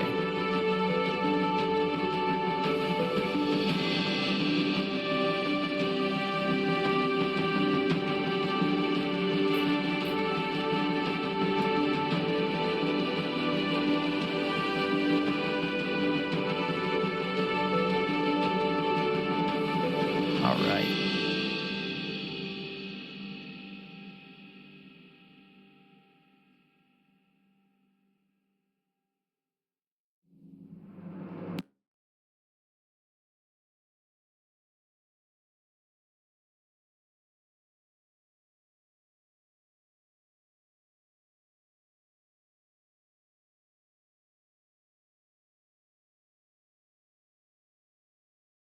Okay. I think I'm gonna call it, chat. I'm not positive I've been streaming.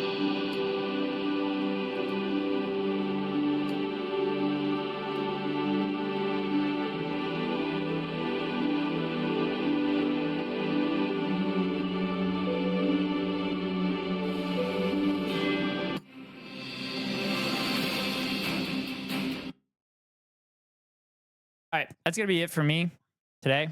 I don't know if stream worked. I'll have to look at the VOD later. I don't know if it was working for like the last couple hours. I'm not really sure why. But I will not be streaming tomorrow. I don't believe so. But I have lied before about that stuff. But we'll be back again on Friday for Unhinged Fridays. So we'll be back again for Unhinged Fridays. So I will see you all then. So I need to send you out to somebody.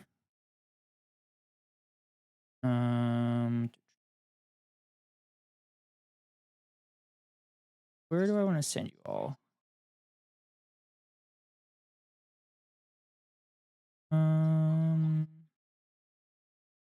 Oh, okay. She just went live.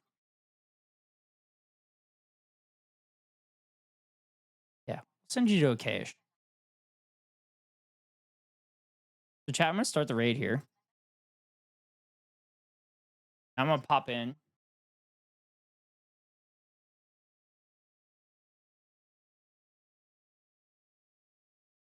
Here are the raid messages. First one are for those that are not subbed. Second two are for those that are subbed.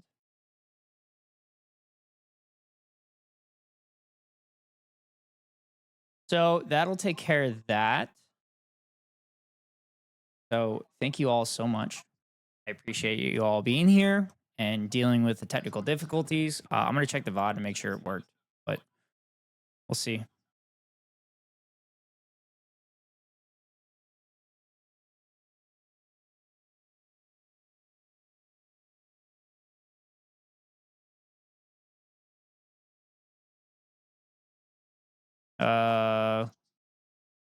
Yeah, I'll still send you over there.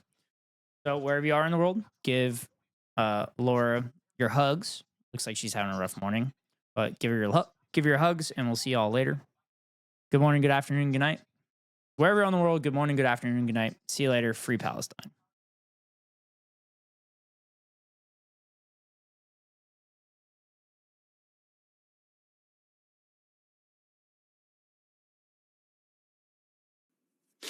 And I may turn my camera off.